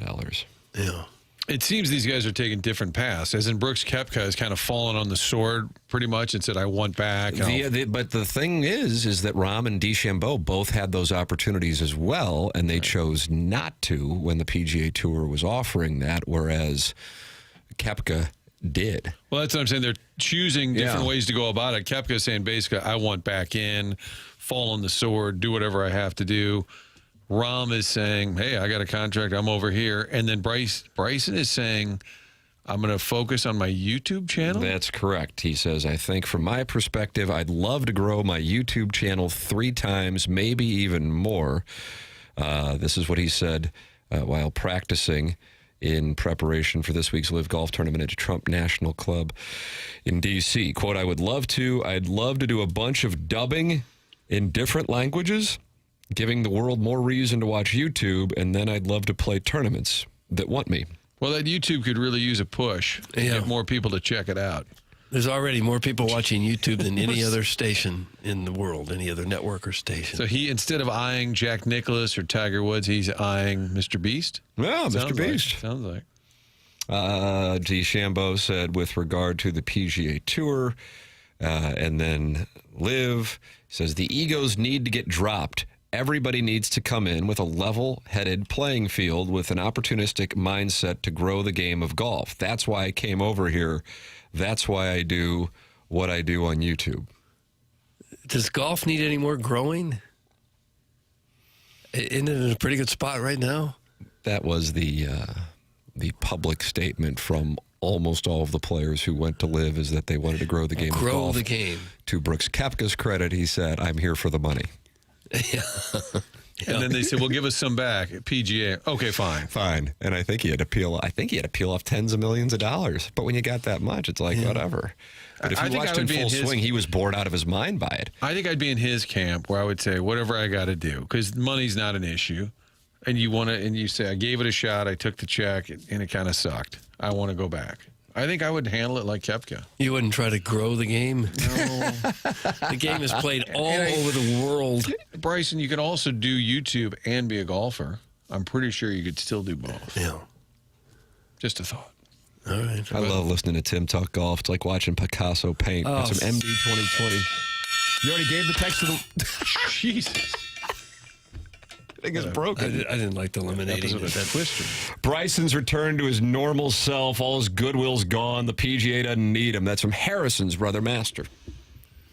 Well, the PGA motors on despite whoever comes and goes. So in a way, they don't need him, no. You would think that it would be beneficial to have him, but they don't need him. And he doesn't need the PGA Tour anymore either. Level-headed playing field? That's like saying I'm sweating like a bullet. That's from We Too Low. Yeah, I was reading that quote, I thought, a level-headed playing field. I don't think that's the proper application. Probably not. of the adjective. Let's see. Mr. Licks has gone silent because his stepdad put him on a minutes plan and he wastes them on calls to Miss Cleo for investment advice. That's from the Heiser House Hooligan. Screw Bryce, and the PGA Tour will be just fine without him. It's from the Native American baller. It's just fine without any of them. Tiger Woods is not really a factor, but it's still just fine, isn't it? Do you think there was a bit of a market correction, though, Tim, where the PGA, how they treated their players and things that needed to be addressed, that LIV did sort of pressure them? So there was some. Absolutely. So even though the guys who took the big checks also got all of the deriding and, kind of negative publicity, the guys who stayed with PGA did benefit. 100%. So, for example, they're playing yet another signature event this week, back-to-back signature events, and 3 and 4 weeks in signature events are these events with $20 million purses where there are no cuts. And so just by showing up, you're guaranteed to make a hell of a lot of money. And if you win it, the purse is bigger than the standard event. Those were created because of LIV. And so there is more money by a long shot for guys who stuck around. But is there as much money if they would have gone to LIV? The answer to that is no, because the amount of dollars were just so substantial. But it was one of those things from the get-go. We would talk about this topic a few years ago, and now I suppose it's the verdict is in. It doesn't matter if you have trillions of dollars in oil money. If you are not seeing any return on your investment, eventually you go, okay, we're pulling the plug. And the whole thing was based on a business model that never showed any indication of profitability. And so it was simply a way to get to the table with Western sports, as Saudi Arabia and the PIF was able to do with the EPL. And, hey, it worked there. But the PGA Tour did not want to do business. I listened to this chapter on my way into the station. I'm listening/reading the Alan Shipnick book on Rory McIlroy. And what I was listening to as I was coming in this morning was the chapter where Jay Monahan got the call. It wasn't from Yasser Al-Rumayyan. Doug calls him His Excellency. I don't. But it was another person involved with the PIF from Saudi Arabia. And he had the opportunity, was offered $400 million for working with them, and he did not return the call. And that became the great what-if moment in the whole saga, is what if Jay Monahan, the commissioner of the PGA Tour at that time, would have sat down, what would have happened? And from that moment forward, he goes, okay, they're trying to take over our business. We are going to do whatever we need to do to not allow that to happen. I always thought trotting out the families of September 11th was gross, because I thought that was a low-level way to try to defend something that you really couldn't defend. If the market is willing to pay more, then these players have the decision that they got to make, and many chose to go. But it was mostly players, not all, of course, Rahm, DeChambeau, mostly players who were older or, in Koepka's case, feeling like they were never going to return to form because of injury, and they wanted to capitalize on it while they could. The guys who were still in their prime, for the most part, stayed with the PGA Tour. I'm sure the guys who took the big checks with LIV, if you fast forward another 10, 15 years when they're maybe no longer competitive on the PGA Tour, they'll probably all be very happy that they did this. I agree with you. And then you can see, like, a number of those guys, how they've performed in the majors versus where they were before they went to LIV. They're shells of themselves. Now, I realize Dustin Johnson isn't, in his 30s or his late 20s, early 30s anymore, but he's done. Cam Smith is a prime example. He won the Open 3 years ago, and he's just, I don't know if he'll be playing golf a couple of years from now. He's not a name that many would remember outside from the fact that he collapsed, but Mito Pereira was a bogey, I believe, away from winning the PGA Championship at Southern Hills in 23. Blew it, in a Greg Norman-esque way, Didn't even get to the playoff after just collapsing on the 18th hole, and he literally just retired from the game of golf, and he's 27. Yeah. But he got all his money from Live. God bless. Mm-hmm. But I'd be fine. It doesn't mean you got to shut life down, but it means, okay, I'm sitting here, and even if you only had a handful of $1 million, much less what they were getting, which was tens of millions or hundreds of millions of dollars, you can sit there and, okay, kind of like when you talk about Martin with Larry Hughes.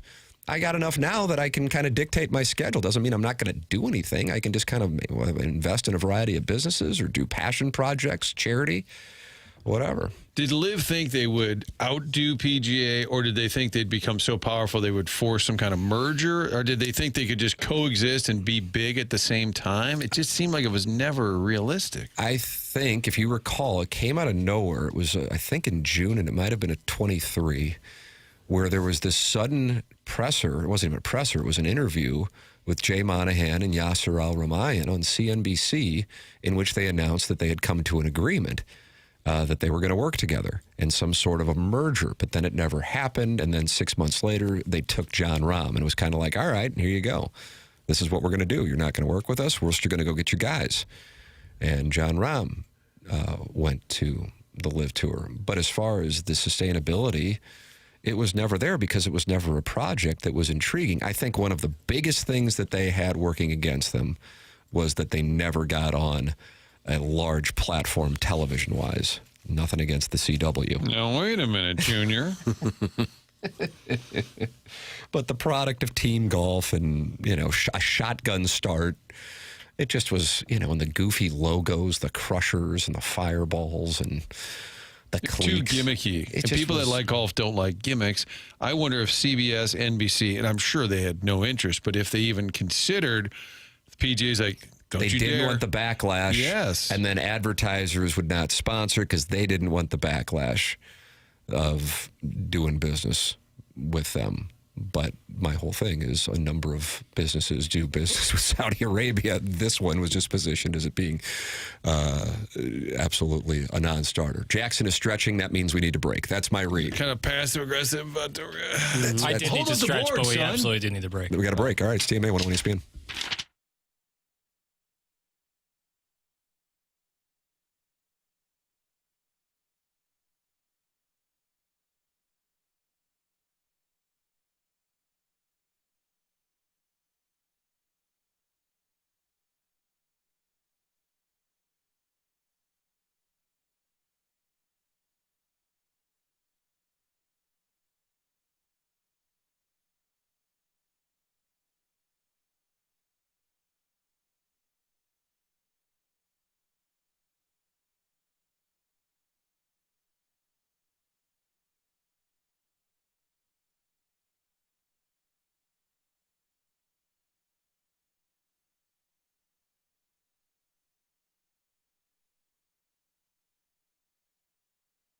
FanDuel's giving you better payouts on same-game parlays all NBA playoffs long, with more ways to build and more value every time you play. You can stack your picks your way for every game, every matchup, and every moment. From spreads to player points to threes and more, build it all into one same-game parlay and go for bigger payouts. So if you're betting same-game parlays this NBA postseason, bet them on FanDuel. More options, better payouts, all NBA playoffs long. Martin, you got to play? Is that the word? You got to play? I think Detroit got that wake-up call from Orlando in round one, and I think the Pistons and Motorcade and Brian Bartow's team, I think they're ready to roll here. I know Cleveland's got a good squad, but it's 3.5. That's what the Pistons are giving up tonight. They're minus 3.5. I think they're going to cover. I think they get it done at home. Where is that? Auburn Hills? Did they play in the Palace? It's 40 years ago. Little Caesars Arena. Yeah. So I think the Pistons tonight, Tim, that's my play. The Motorcade. Head to FanDuel.com/local to get started. FanDuel, an official partner of the NBA. Play your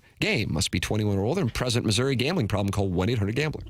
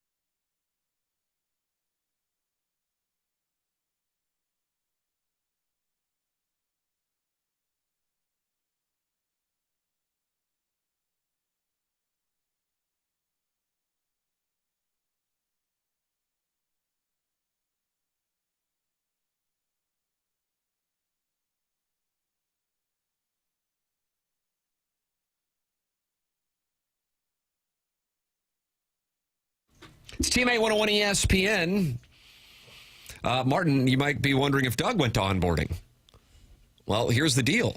There's an email sent from Hubbard Radio, St. Louis executive president, John Kiowski, that there was a risk of things falling from the garage. And Doug's like, oh, my God, my car. So he went down there and moved it. How about that? How about that? He's a garage regular. I did it the other day in the rain, but pretty regularly I do not. Wow, I didn't know. Because Doug never misses slots. That's right. He loves to be able to share his takes with the audience. So Doug will be back. Then we'll have the Design Air Heating and Cooling email of the day coming your way on the Polos Plus dossier. Brad Thompson coming up at approximately 10:15. We welcome another new sponsor here to the Morning After, and that new sponsor is Lifetime Roofing. Dustin McClendon's business. Great to have Dustin and his team at Lifetime Roofing on board TMA, sponsor of the Lifetime Roofing lead story. They're online at lifetimeroofingstl.com. They've been doing it in St. Louis since 2005. It's a veteran and locally owned business, serving the St. Louis metropolitan area only. So they're not bouncing around all over the place. They're not a storm-chasing operation. They're not out-of-towners, and they are certainly not corporate. Their focus is the St. Louis area community only. They're not a franchise. They're not PE owned. They're locally owned. They are locally accountable to you. If you are in the market for a roof, go to lifetimeroofingstl.com or call 314-800-0426. That's 314-800-0426. It's Lifetime Roofing online at lifetimeroofingstl.com. We'll come back with the Design Air Heating and Cooling email today next here on TMA.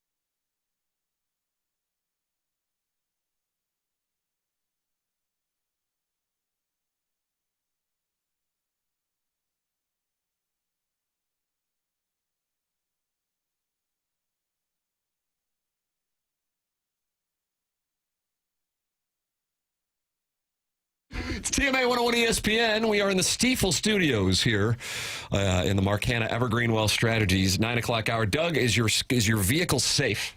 It's okay. I wanted to get down there when they said there's possible cement falling on the vehicles. I just got the Ferrari last Tuesday. Yeah. Yeah, I wanted to move it out of there. I didn't see any damage or any cement on vehicles, but somebody must have been hit with cement dust or something for the alert to go out. Doug is back, so we'll do the Design Air Heating and Cooling email of the day.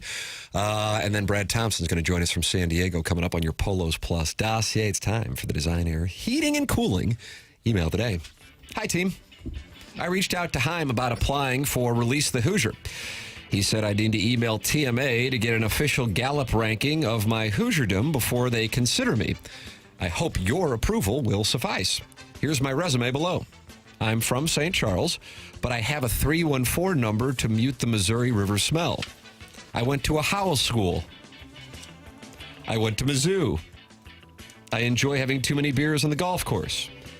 I do not consider the lake a vacation, but I do enjoy going down to the lake. The bars are fun. In my 20s, I enjoyed float trips. Nothing like drinking jungle juice out of a Gatorade cooler all day in 95-degree heat. I've spent time in the lake's waters and the Mississippi River in the same weekend. I've also dipped this tight and rewarding body in the Huzzah waters and the Mississippi River in the same weekend. You should have seen the look I got when I told this to my company's East Coast CFO. I've been bar hopping on the peninsula. I used to go cliff diving at the Offsets. I enjoy 90s country, Sturgill, Southern rock, hard rock, and aughts rap. I've been to 30A, and I had a good time. I go to the Bahamas, but I cannot get into Harbor Island. I used to be able to fly PJ, but it was for work, so I'm not sure if that counts. There's many more additional aspects of Hoosier in my life. Let's face it, Hoosier activities are just more fun. If needed, I can send an addendum. If I become the first participant for Release the Hoosier, I will make you boys proud. Those security guards will not stand a chance of catching me. I'll look like Noel Devine's high school highlight tape running around out there. Even after shotgunning a few bushes, I'll be doing circles around the portly Yellow Jackets. Can you imagine a 5'9" twink in a TMA shirt running around the outfield like Stan Musial is in this body? It would be sick. P.S. Apologies are in order. I've been hard on Doug in my prior emails, but it's because he's been hard on me the past few nights. No. Think about it. Winking emoji. Thanks for your consideration, Doug. That comes from Jason. Simply Jason. That was the first email. Is that the same one? Yeah. He's in as a Hoosier, but he had me at I went to the Howell school. That was it. That's he what didn't have did to it. go through the rest of the resume. So that was your Tom Cruise. Yeah. Mm-hmm. Renee Zellweger. Hi, guys. I'm stoked about next Friday's Dotem, but I keep having a recurring nightmare that we're going to have a 40-degree rainy day. Now, I'm no Alfred Einstein or Christopher Columbo, but I've been working on a device to stop the weather once we get a nice day next week by halting the rotation of the Earth. Mm-hmm. On the off chance that does not work, I'm developing a gun to shoot into the sky to disperse the clouds. It's a simple system. See cloud, shoot cloud, enjoy sunshine. The prototype mostly just annoys the neighbors, which I'm choosing to interpret as atmospheric progress. If that doesn't work, I'll move to plan B, which I practice on a regular basis, light a dart and loudly complain on the first tee. I'm anticipating the weather improves out of spite. Anyway, I got to get back to trolling a female teenage golfer on Instagram and respond to a guy's DM about cigarette recommendations for his kid. Toodles, that's from the TMA Troubadour. And yes, I will sing the praises of both Schaefer Door and my insurance agent, James Carlton. How about that? TMA Troubadour. Was Iggy was not mentioned anywhere in No, there? he was not. No. Okay. He was not. But we can create clouds, right? With contrails. Jackson? We create clouds. I don't know if we can get rid of them. I don't know if any of that is to be the case. I don't know. Well, when you see a plane way up there making a contrail, it does create a cloud. What do you want me to do about it? Get rid of them when the weather's bad. All right, I'll take care of it. All right. Papers, 2 more hours. I've been here. I've been up all night thinking about a life with you and I. One you'll never know because you're a small-town sports show. That's from the listener to be named later, That's DBA it. Southside Seaman fan. Listener to be named later. Doug, was that a take on Zach Bryan's Oklahoma Smoke Show? I don't know what the take Who's was. the actress dressed up as the rodeo clown in that? Do you know who the actress is in the... No. Can I have initials? High cheekbones. Okay. I'll find out for you. Thank you. Katarina Tannenbaum. Katarina Tannenbaum. I'm not familiar with her work, but I'll look for the cheekbones. I don't judge a man for his wealth or his possessions, unless he lives in Webster. The true mark of a good man is his power fade that clearly demonstrates his dominance.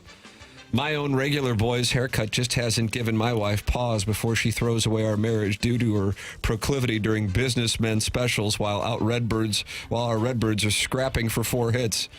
But I know how difficult it can be to turn down a man who can offer all-you-can-eat small, plain nachos. I guess my point is that no one has the balls to ask if the moon really moves. That's from Shooter McGavin, the vice president of Doug's birthday month. Yum. Shooter McGavin. I like the term regular boy's haircut. That's what I used to ask for. When I was little, you'd go into the varsity barbershop. I'll have the regular boy's haircut. Why was that necessary to say? I saw Iggy Boom Bots at Satrala's the other day buying a veal parm. I taped the weather gun behind the toilet tank for him. That's from DTF Dogtown. DTF Dogtown. And finally, hey, pimps, just want to let everyone know that I'm still mentally recovering from Jackson's ad read from last year. Nothing says Mother's Day like foot rubs and fried chicken. To quote the best rom-com of all time, a river runs through it. I am haunted by waters. I am dehydrated. Doug, that's from The Need for Seed. The Need for Seed. And that's what we have for the Design Air Heating and Cooling email of the day. Now we shall vote, and we then, at 10:55, will announce the winner of the Design Air Heating and Cooling email of the day. Doug, do you know anything about Mark Milton? Well, sure I do, and you should too, if you have any kind of IRS problems. A lot of people do, and you've got serious legal issues. If the IRS is knocking on your door, the godforsaken tax man, he wants his, and he's going to get it, and you're going to have to find a way to make him happy. If you've got maybe unfiled tax returns, tax liens, bank levies, wage garnishments keeping you up at night, or worse, you could be facing IRS criminal investigation. If that's the case, you should contact STL tax lawyer Mark Milton at stltaxlawyer.com. Mark Milton and stltaxlawyer.com provide a local and holistic approach to tax resolution. Don't be sucked into the out-of-town tax resolution groups you hear about on TV and radio. Mark started his legal career with the Department of Justice Tax Division in Washington, where he represented the IRS in tax cases around the country and even received the DOJ's Outstanding Trial Attorney Award. And now he is here in St. Louis helping individuals and small businesses solve their tax problems. If you have any kind of IRS issue, contact Mark Milton at stltaxlawyer.com today. And you know what you'll be saying? You'll be saying, I'm not guilty. I'm with Milty. Remember, the choice of a lawyer is an important decision and should not be based solely on advertisements. The program is called The Morning After. It airs on 101 ESPN.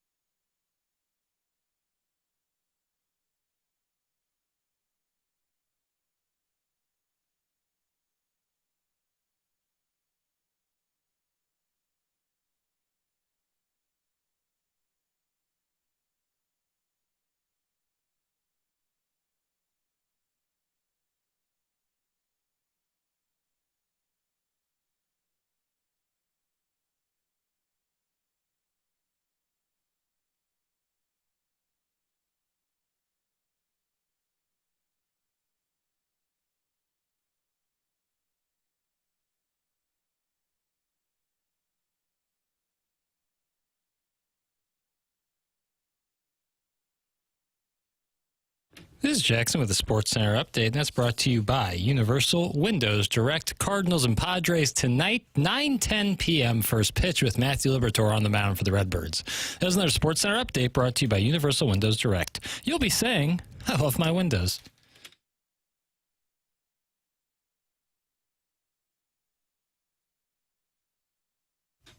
It's TMA 101 ESPN. Tim McKernan, Doug Vaughn. Chairman Kurt slides into the dais when Martin Kilcoyne heads out to onboarding. Brad Thompson is going to be with us. Jackson Burkett is on the ones and twos, and we welcome you to participate by texting in 314-399-9646, Air Comfort Service text inbox. You're also welcome to talk it over in the TMA STL YouTube chat. That's brought to you by Michelob Ultra on the TMA STL YouTube channel. 243 friends are hanging out in there. Doug, did you pronounce it August Hines? Is that his name? Yes. He wants us to go until 1 or 2-ish. Oh, what for? How many takes do you think we have? I mean, I guess we're going to noon now with After the Morning After on that very YouTube channel. So I guess we can go till 2. That'd be fun. 7 to 2. It wouldn't be. That's a lot of broadcasting. That's a lot of hot takes. At some point, the fire flickers out. How dare you? And the takes aren't quite so hot.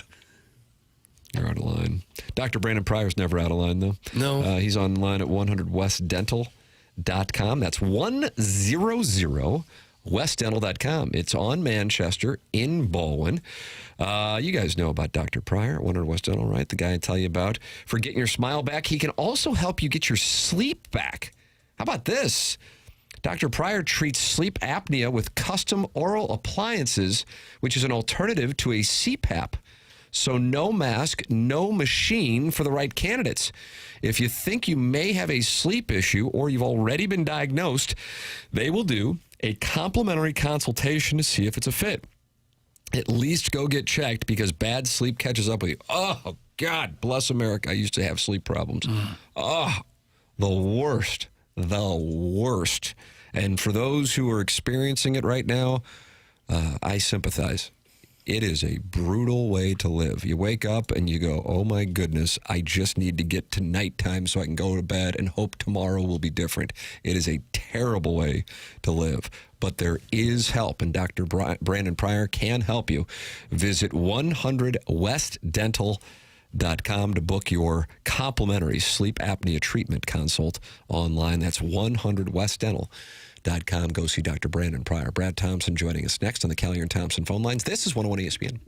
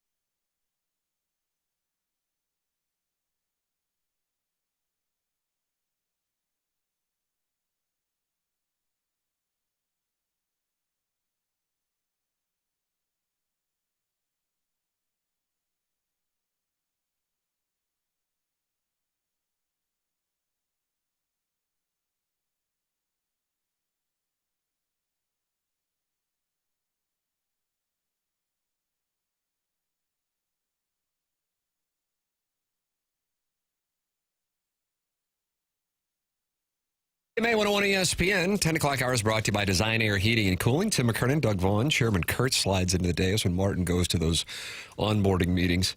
Those are expected to conclude in 2027, I think? Yeah, at the earliest. Jackson Burkett is on the ones and twos, and it is our pleasure to welcome to the Callier and Thompson phone lines here on 101 ESPN and the TMA STL YouTube channel.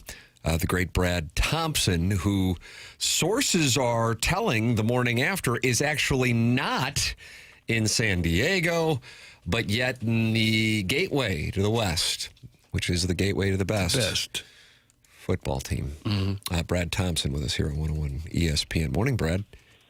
Good morning. I don't know where your sources are. I don't know if they're sitting directly across from you in the form of Jackson. Yep. Either way, it is in fact true that I am in the Lou still. Get the Mother's Day weekend at home. Meet the team in Sacramento. Oh, nice. Yeah, forget San Diego. Enjoy Sacramento. Yeah. Wow. Exactly. You guys know. So what did Edmonds come out of retirement? that would be a 100% Jimmy / McCarver move, right? Of like whatever the great city is, they have got that one. No, this one worked out perfectly, right? Mother's Day weekend, so I'd like to be able to take that off. My son's got a birthday this coming up this week, so take this weekend off. And Sween Dogs, Mark Sweeney, lives in San Diego, so it works out perfectly. Oh, reduction on the hotel expenses move. Wow. No doubt. You know how this works. Oh, wow. I'm looking forward to talking it over with Brad. I'm fired up about the ball club. The audience is fired up about ball club, but I'm also excited to talk about you and your plans because there's only one game that you guys would be calling because of this weird television schedule this week. And I thought you basically had 3 days off in San Diego, and I was delighted for you, and I wanted to know how many times you were going to be playing Torrey Pines, but instead you'll be at Ruth Park with Jackson. I could be. Never know where we might end up on the ill side playing some golf. Yeah. But yeah, no, there would have been a lot of golf to be had. Good chance it's not going to be cheap golf out in San Diego. Hopefully, Rick Horton is my golf liaison who generally has the hookups. But even he said he's not golfing there in San Diego. So I don't know what Chip's going to do for 3 days. I know he's got his family coming down, so that'll be nice. But it is what an oddity. I can't even remember ever having a schedule like that where you have 3 different network games and then the fourth one, finally get a local broadcast. It's a weird one. Who's the best golfer among the broadcast team? Well, Chip doesn't play, and Ricky's really the only one I golf with. I have not had an opportunity. I don't know if the Roon Dog, I don't know if John Rooney golfs much.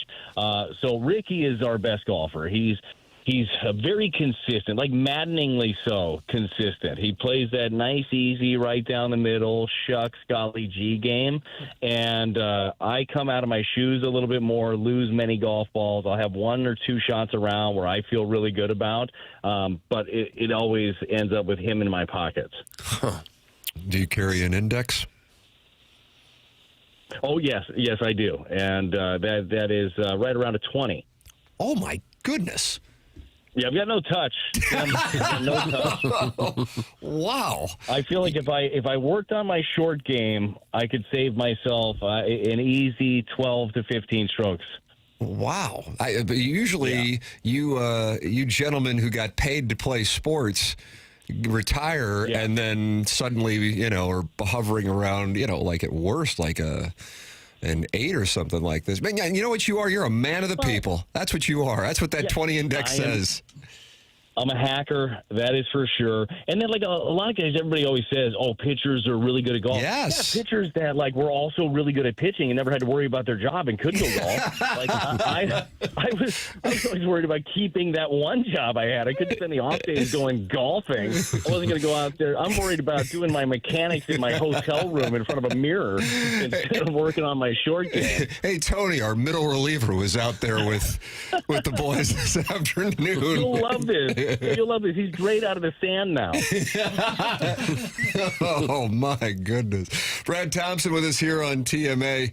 Not going to San Diego, but does get to go to Sacramento, Doug, the capital city of California, where those A's will be playing. So yesterday's performance, disappointing. Suffice it to say, I, of course, have written a master's thesis on getaway day games in the afternoon during the week that people can read up on and then make millions of dollars betting unders on. Yesterday, it wasn't there. But let's look at the body of work here over the last 10 days, really, starting with that series opening win that stopped the bleeding against the Mariners that they got in the comeback against Pittsburgh, and then taking 2 of 3 from the Dodgers, and then the first game against the Brewers. At this point, I sense that there is an actual either belief or an ignorance to either a belief that the team, they're going, yeah, we can play with these guys. We've been teammates in the minor leagues. We can play with anybody. Or just an ignorance to, well, we're not necessarily supposed to be particularly good, but we don't care. We're here to win because we got to fight for jobs. Kind of like what you were just saying with regard to your playing career that was never guaranteed. Yeah. Either way, fans are engaged in having fun watching this team more so than anything I can recall, probably going back to 2022, Brad. Yeah, I think there's a lot of factors that go into it. I think you're right on both fronts, right? There's probably a little bit of both, and it's a perfect combination. What these guys have done a really good job of, and it's cliche, and everybody tries to talk about doing it, but they do a really good job of just preparing for one day. Like you have a game against the Padres today. That's all they're worried about. It's not what happened yesterday. It's not about who's going tomorrow. It's about how do we best prepare for today. And for a young team to be able to dig in on a front like that, I think it's a beautiful thing. And it just kind of tells you, first of all, how bought in they are. Yes, they're all competing for, fighting for jobs, fighting for spots. That's a big part of it, right? You want to succeed every single day, and they're able to compartmentalize that.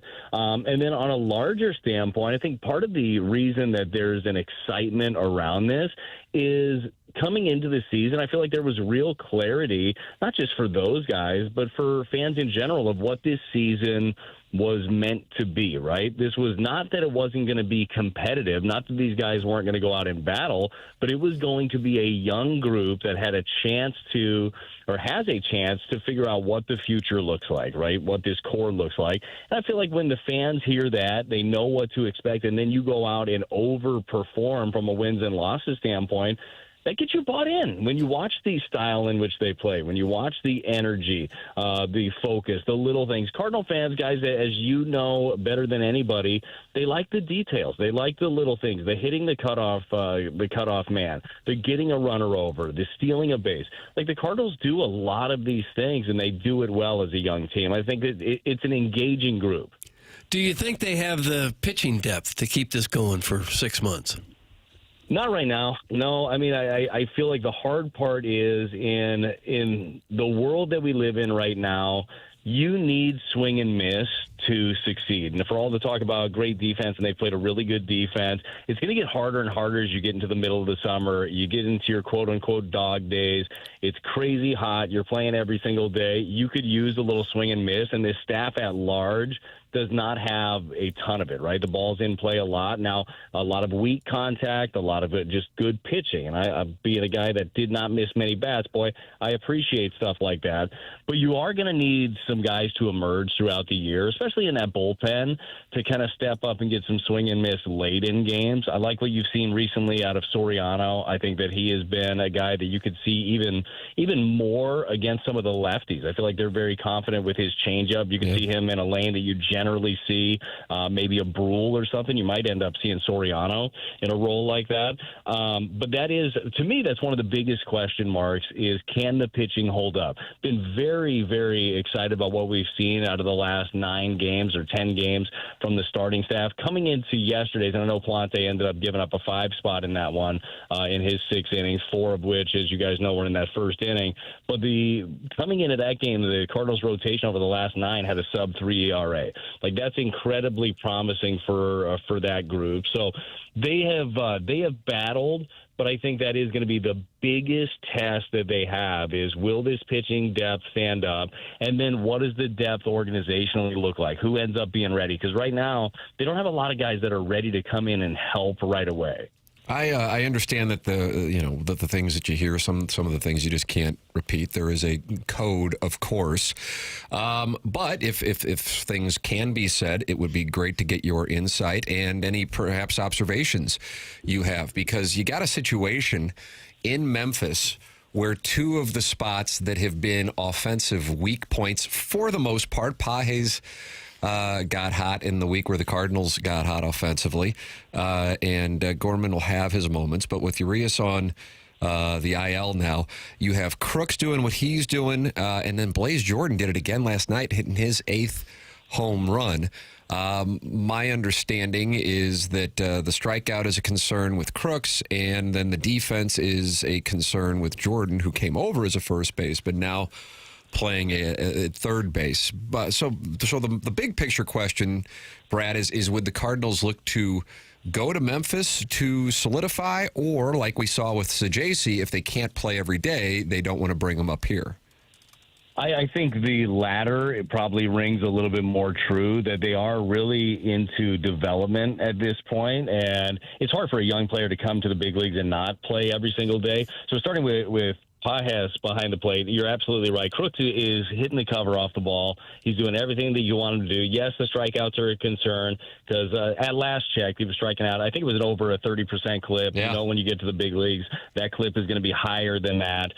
So definitely a concern. But I think in larger part, a concern is being able to navigate this staff. We just talked about, the staff isn't full of quote-unquote stuff. This staff is full of guys that execute, have to game plan, and that is something that Pedro does an incredible job with, of setting up his guys for success and really being able to think along. That ends up being a big part of the job behind the plate. I know it doesn't show when you're looking at some of the offensive numbers and some of the other things, but it's something that they really hold at a high importance there.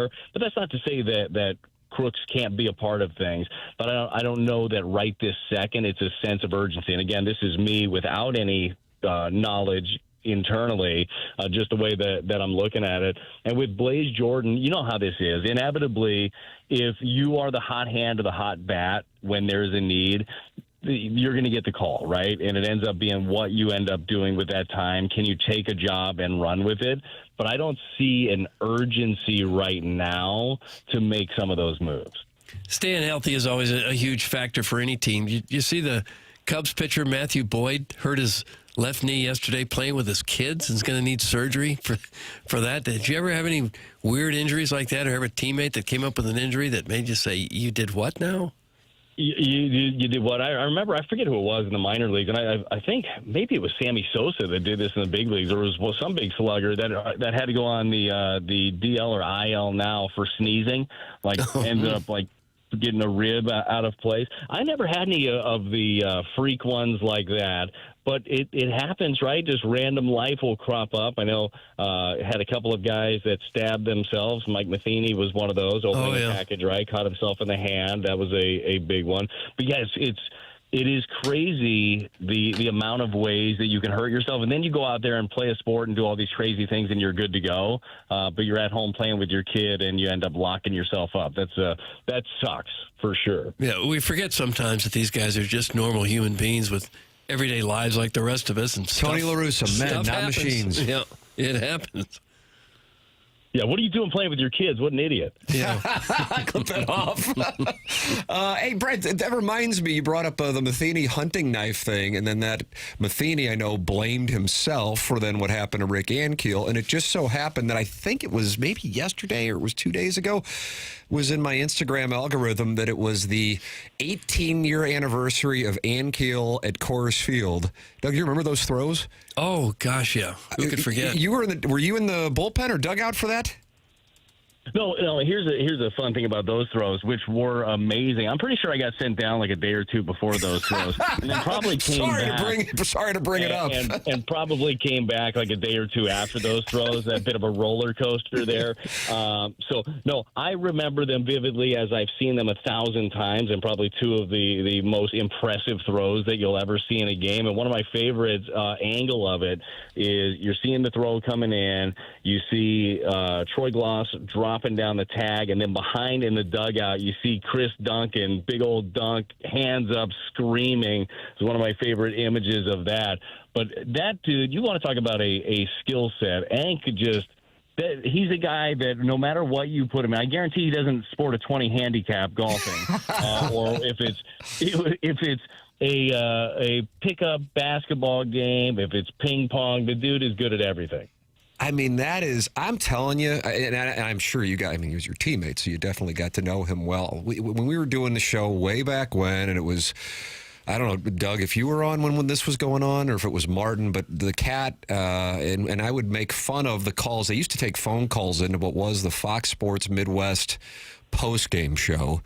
And it seemed nightly that they would get a call from somebody going, how's Rick Ankiel doing down at the minors with his attempt to become an outfielder? And I go, God, it's not going to happen. You can't go from being a starting pitcher and then have what happened to him both mentally, and then also he had physical injuries, and then all of a sudden come back up and become a major league outfielder. It's just not going to happen. And boy, did he shove that up my backside. My God, he comes up and does what he does, and not only does it, but he does it at a super high level, both with his arm, but also he raked. And stayed in the big leagues a long time. Yes. Like it really is incredible. And to have the skill set that he did, and look, every Cardinal fan has done this, and I'm sure Rick's done it more than anybody, is like the hey, what could have been from a pitching standpoint, one of the more electric arms that the game had seen when he broke in.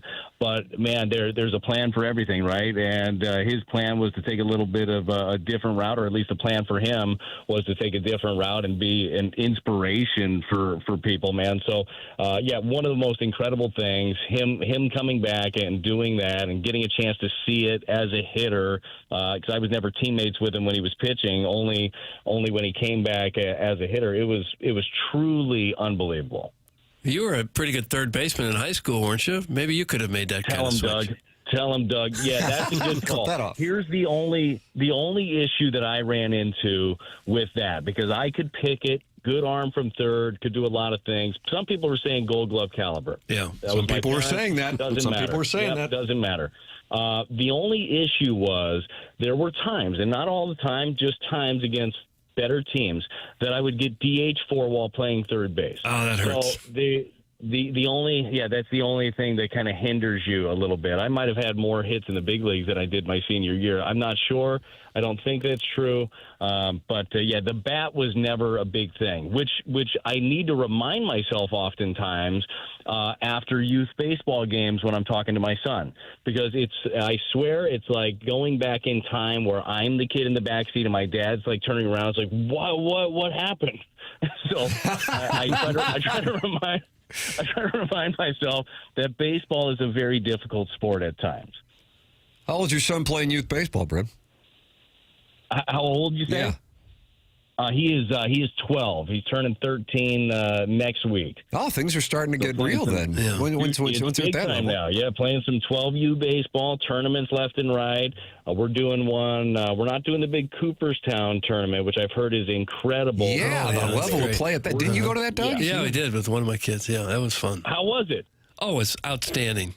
Just great. That's what I heard. I talked to, your guest who might be on any time now. I know Soup took his son a couple of years ago, and he said it was an unforgettable experience. Oh, how about that? But, yeah, we're not doing that one. We're doing Omaha this year, though, so I'm excited, right around the College World Series. I think that'll be fun. But, yeah, this is about the time where it starts feeling more real. Like 12U, these kids know what they're doing now. They're starting to grow a little bit. It's a fun time. What position do you play? He's playing. Well, he pitches, and dude's got a little arsenal already. He's not the biggest kid. He's a little fella. He's still kind of growing, but good fast 4-seam, 2-seam, little slider, bigger curveball, and a changeup. He's got it working, and then plays some second base. Nice. At that age, you can't be sure that you're going to wake up tomorrow when he's going to be 6'2" and 130 pounds. You never know. That's what happened over the winter with a couple of our kids. I mean, you guys know it. I look, and I got a couple of kids that I'm looking eye to eye with at 12 years old. I'm like, oh, my goodness. So, yeah, I'm waiting for that to happen in the Thompson household. I keep telling my son, and my wife keeps telling him, too, look, I didn't grow until about my junior year of high school. Like, it took a while for me to, really sprout up. So everybody does it at their own rate. That's why for, kids, as you guys know very well, be fundamentally sound. If you do all those little things right, when you actually grow, that those skill sets will really lock in quickly. You're probably not involved in coaching since you're on the road a bunch. I do coach quite a bit, actually. Oh, do you? A lot of I coach them all up all off season. We've got a great group of coaches. But then I try to schedule times that I have off around tournaments that we have. So I try to jump in for a lot of those throughout the season. Kelly Chase always told me that one of the reasons that youth hockey blew up in St. Louis is because former players stayed here and lived here, and then parents wouldn't go up to somebody who spent time in the NHL and tell them how to coach because they're like, that wouldn't really work too well. So I would imagine you don't have parents coming up to you and telling you what to do since you won a world championship. That would be my logic. It's, I will say, throughout, and we've got a great group of parents, so don't have to worry about that, but I have not had anybody come up to me and talk to me about anything. I can't say the other coaches haven't. I'm not the head coach. I'm not the head coach. I don't have to deal with the logistics of it. So that part of it is nice. I wouldn't want that job. And God bless our head coach for doing that. There's a lot going on there. I get to do the fun stuff. I get to coach them up and just let them go play. Yeah, that's the move. Well, you get to spend the time this weekend with the family and then head out to Sacramento for the Cardinals and A's before the boys head back to St. Louis. Cardinals and Padres tonight. Brad Thompson with us here every Thursday on The Morning After. Brad, always appreciate the time, man. Thanks so much. All right. Thanks, guys, for having me, and I'll talk to you next week. All right. Thanks, Brad. That's Brad Thompson with us here on 101 ESPN. This is The Morning After.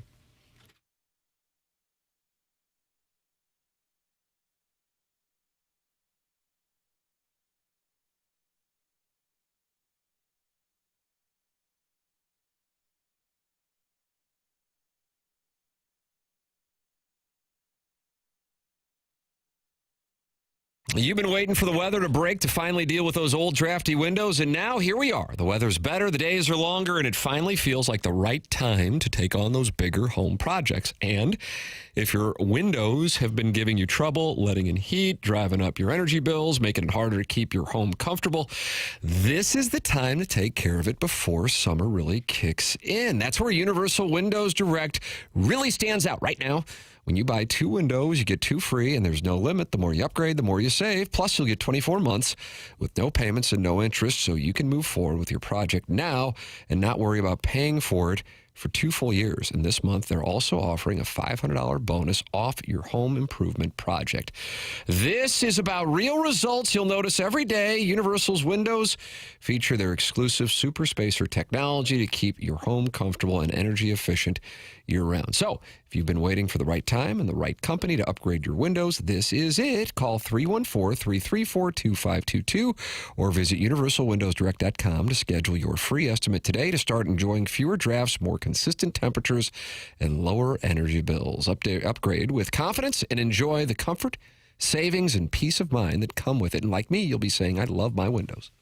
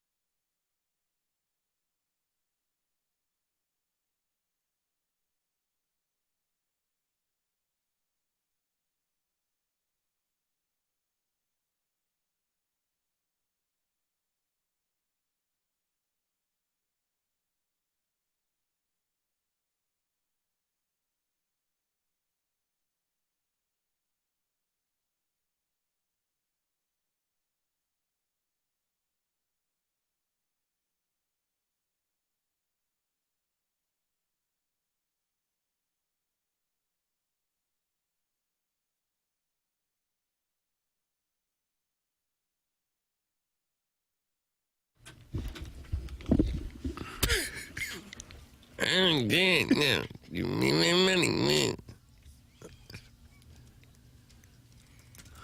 I'm dead now. I'm at money mood.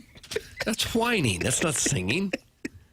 This is Cardi B telling an autobiography. That's all that is. Okay. The program's called The Morning After, and it sounds like Jackson wants to do some Stifel market moves here on 101 ESPN. What do you got, Papers? Time for market moves presented by Stifel. Yes, We bring the take. Stifel brings the steady perspective. Let's break it down. In major news, Wow, what happened? The Cardinals make a long-standing development when we're talking market moves. The markets might really move for our friends in North London, Doug, as the Tottenham Hotspur. What's this guy talking to you about? I don't know. The Tottenham Hotspur, they play in the English Premier League. Oh, okay. Currently sit in 17th place with 3 matches to play. The 18th, 19th, and 20th team in the English Premier League get relegated to the Championship, the second league in England. And this would be the first time in the history of Tottenham Hotspur that the team founded in 1882 would be relegated.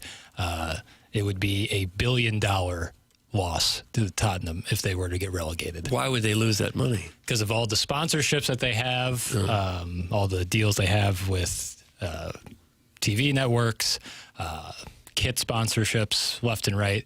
It could cost them about $1 billion for a team that spends, probably $600 to $700 million on their team every year. And when you're relegated, where do you end up? The championship. Championship. That's the name of the Doug, some of those teams are Lincoln, Stoke, and Blackburn. Okay. Quote, the Spurs being relegated would be unprecedented. That's from Kieran Maguire, associate professor in football finance at the University of Liverpool. Football finance. You got a problem with that, it sounds like. I didn't care for that. Quote, we've never seen anything like it at this scale. A club that was supposed to compete in the European Super League. From a footballing perspective, this is as big as it gets. The financial losses, too, would be unprecedented, an estimated $548 million overnight, and then more after that. Maguire estimates Spurs' total revenue across media, match day, and partnerships would be slashed to $473 million, and prize money would also plummet. The Tottenham Hotspur fighting for its life. Yeah, it's unbelievable. This would be unprecedented. As unbelievable as it is, I couldn't give a rat's patoot. Oh! What are you saying to Jackson Burkett and his brand new haircut? Sorry. This is Stifel Market Move. Sports in another country. This is one of the big six Premier League teams that could fall out What are the big six, Doug? Name them. I don't have any clue. I'm not interested. Arsenal. Nice. Stan Kroenke. All right. Chelsea. Manchester United. Yes. Nice. I got one. Manchester City. Yes. Barcelona. They play in Spain. Oh, pardon the hell out of me. You have Tottenham. There's your fifth. And then Liverpool. You'll never walk alone. Okay. YNWA. How emotional are you when you hear him say? Not the tiniest bit. I have plenty of sports in this country to fill my calendar. Oh, motorcade going tonight against the Cavs. Ooh, eh? yeah. Prime Video. Okay. How the Wild going to respond? Eh? I'd be much more interested in that than in European soccer.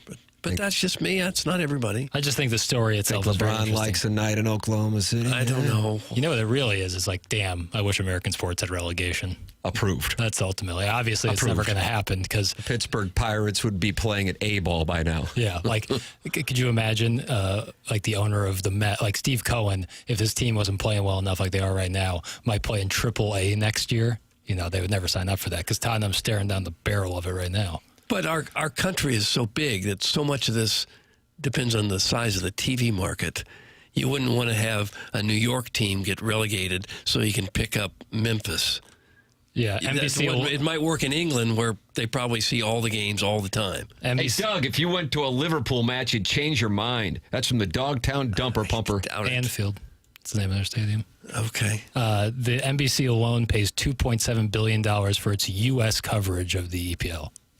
Papers is a total casual, knows nothing about the game, only cares about English football. Go back to following the W, weirdo. How'd that feel? That's from Jenny, and her last name is Talia. I assume it's performance art, but that is kind of the rationale. Is if you talk soccer, you either don't know enough for the hardos, or you know too much for the guys who hate soccer, and you are in the worst place possible. I have to tell you right there, if I were writing a sports talk radio handbook, not sure it'd be a good use of time, but if I were to write one, that would absolutely dial in talking soccer and what is a no-win situation. Total no-win. You either know too much for the people who are like soccer's for soft idiots, and not enough for scarf-wearing gentlemen. Scarf-wearing gentlemen is what they were called. 10:50 in St. Louis. Time check brought to you by Clarkson Jewelers at Stifel Market Moves. I make money. You make money. Make money. Thanks, Cordy. This is TMA 101 ESPN.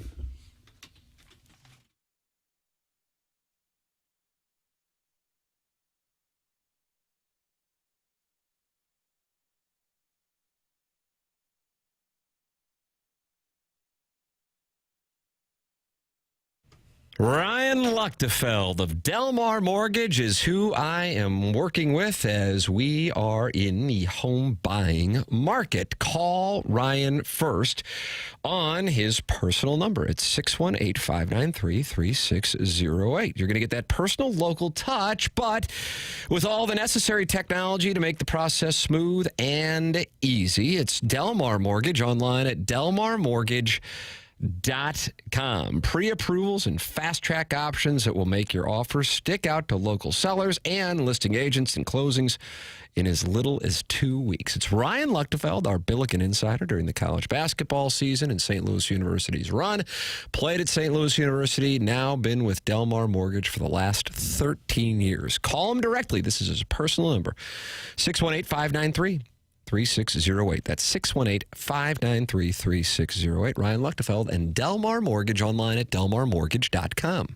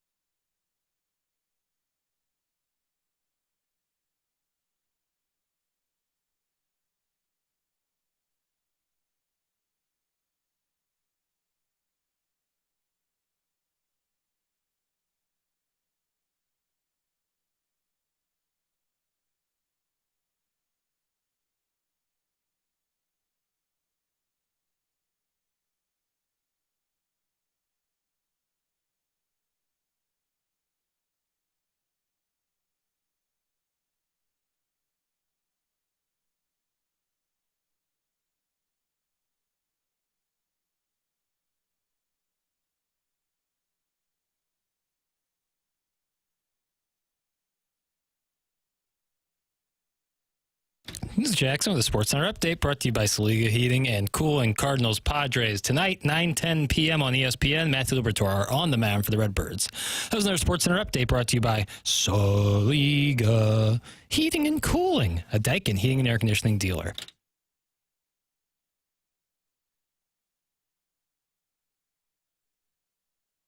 Welcome back. Hey, if you want a podcast, you should podcast on that Schaefer Door Company podcast app, Doug. That'd be a pretty good idea if you want to get in and out of your garage and the garage door is not working. You know who to call. That'd be Schaefer Door Company. I always suggest writing it down on a little Post-it note, Schaefer Door, and their website, schaeferdoor.com, putting it right there by that button. So when something happens, you'll know immediately who to call. They service all kinds of garage doors and do new installs with LiftMaster. LiftMaster garage door openers are strong, quiet, and they are versatile. They're big enough to get any kind of job done. If you're on a business or a warehouse and have those big, giant doors, Schaefer is experienced in those types of jobs as well. And they have that special Monday morning standby service for doors that break down over the weekend. The phone number is 636-782-3608. The website again, Schaefer Door. That's Schaefer with one F. schaeferdoor.com. Schaefer Door is a LiftMaster partner. Jackson, who won the Design Air Heating and Cooling email of the day today? Listener to be named later. Listener to be named later ships it. Congratulations to the listener to be named later for winning the Design Air Heating and Cooling email of the day. BK and Ferrario coming up next here on 101 ESPN. For Jackson Burkett, for Chairman Kurt, for Martin Kilcoyne, for member of the Kevin, for Douglas Sullivan Vaughn, I'm Tim McKernan. This has been the Morning After, presented to you by Brown and Crouppen from the Stifel Studios on 101 ESPN.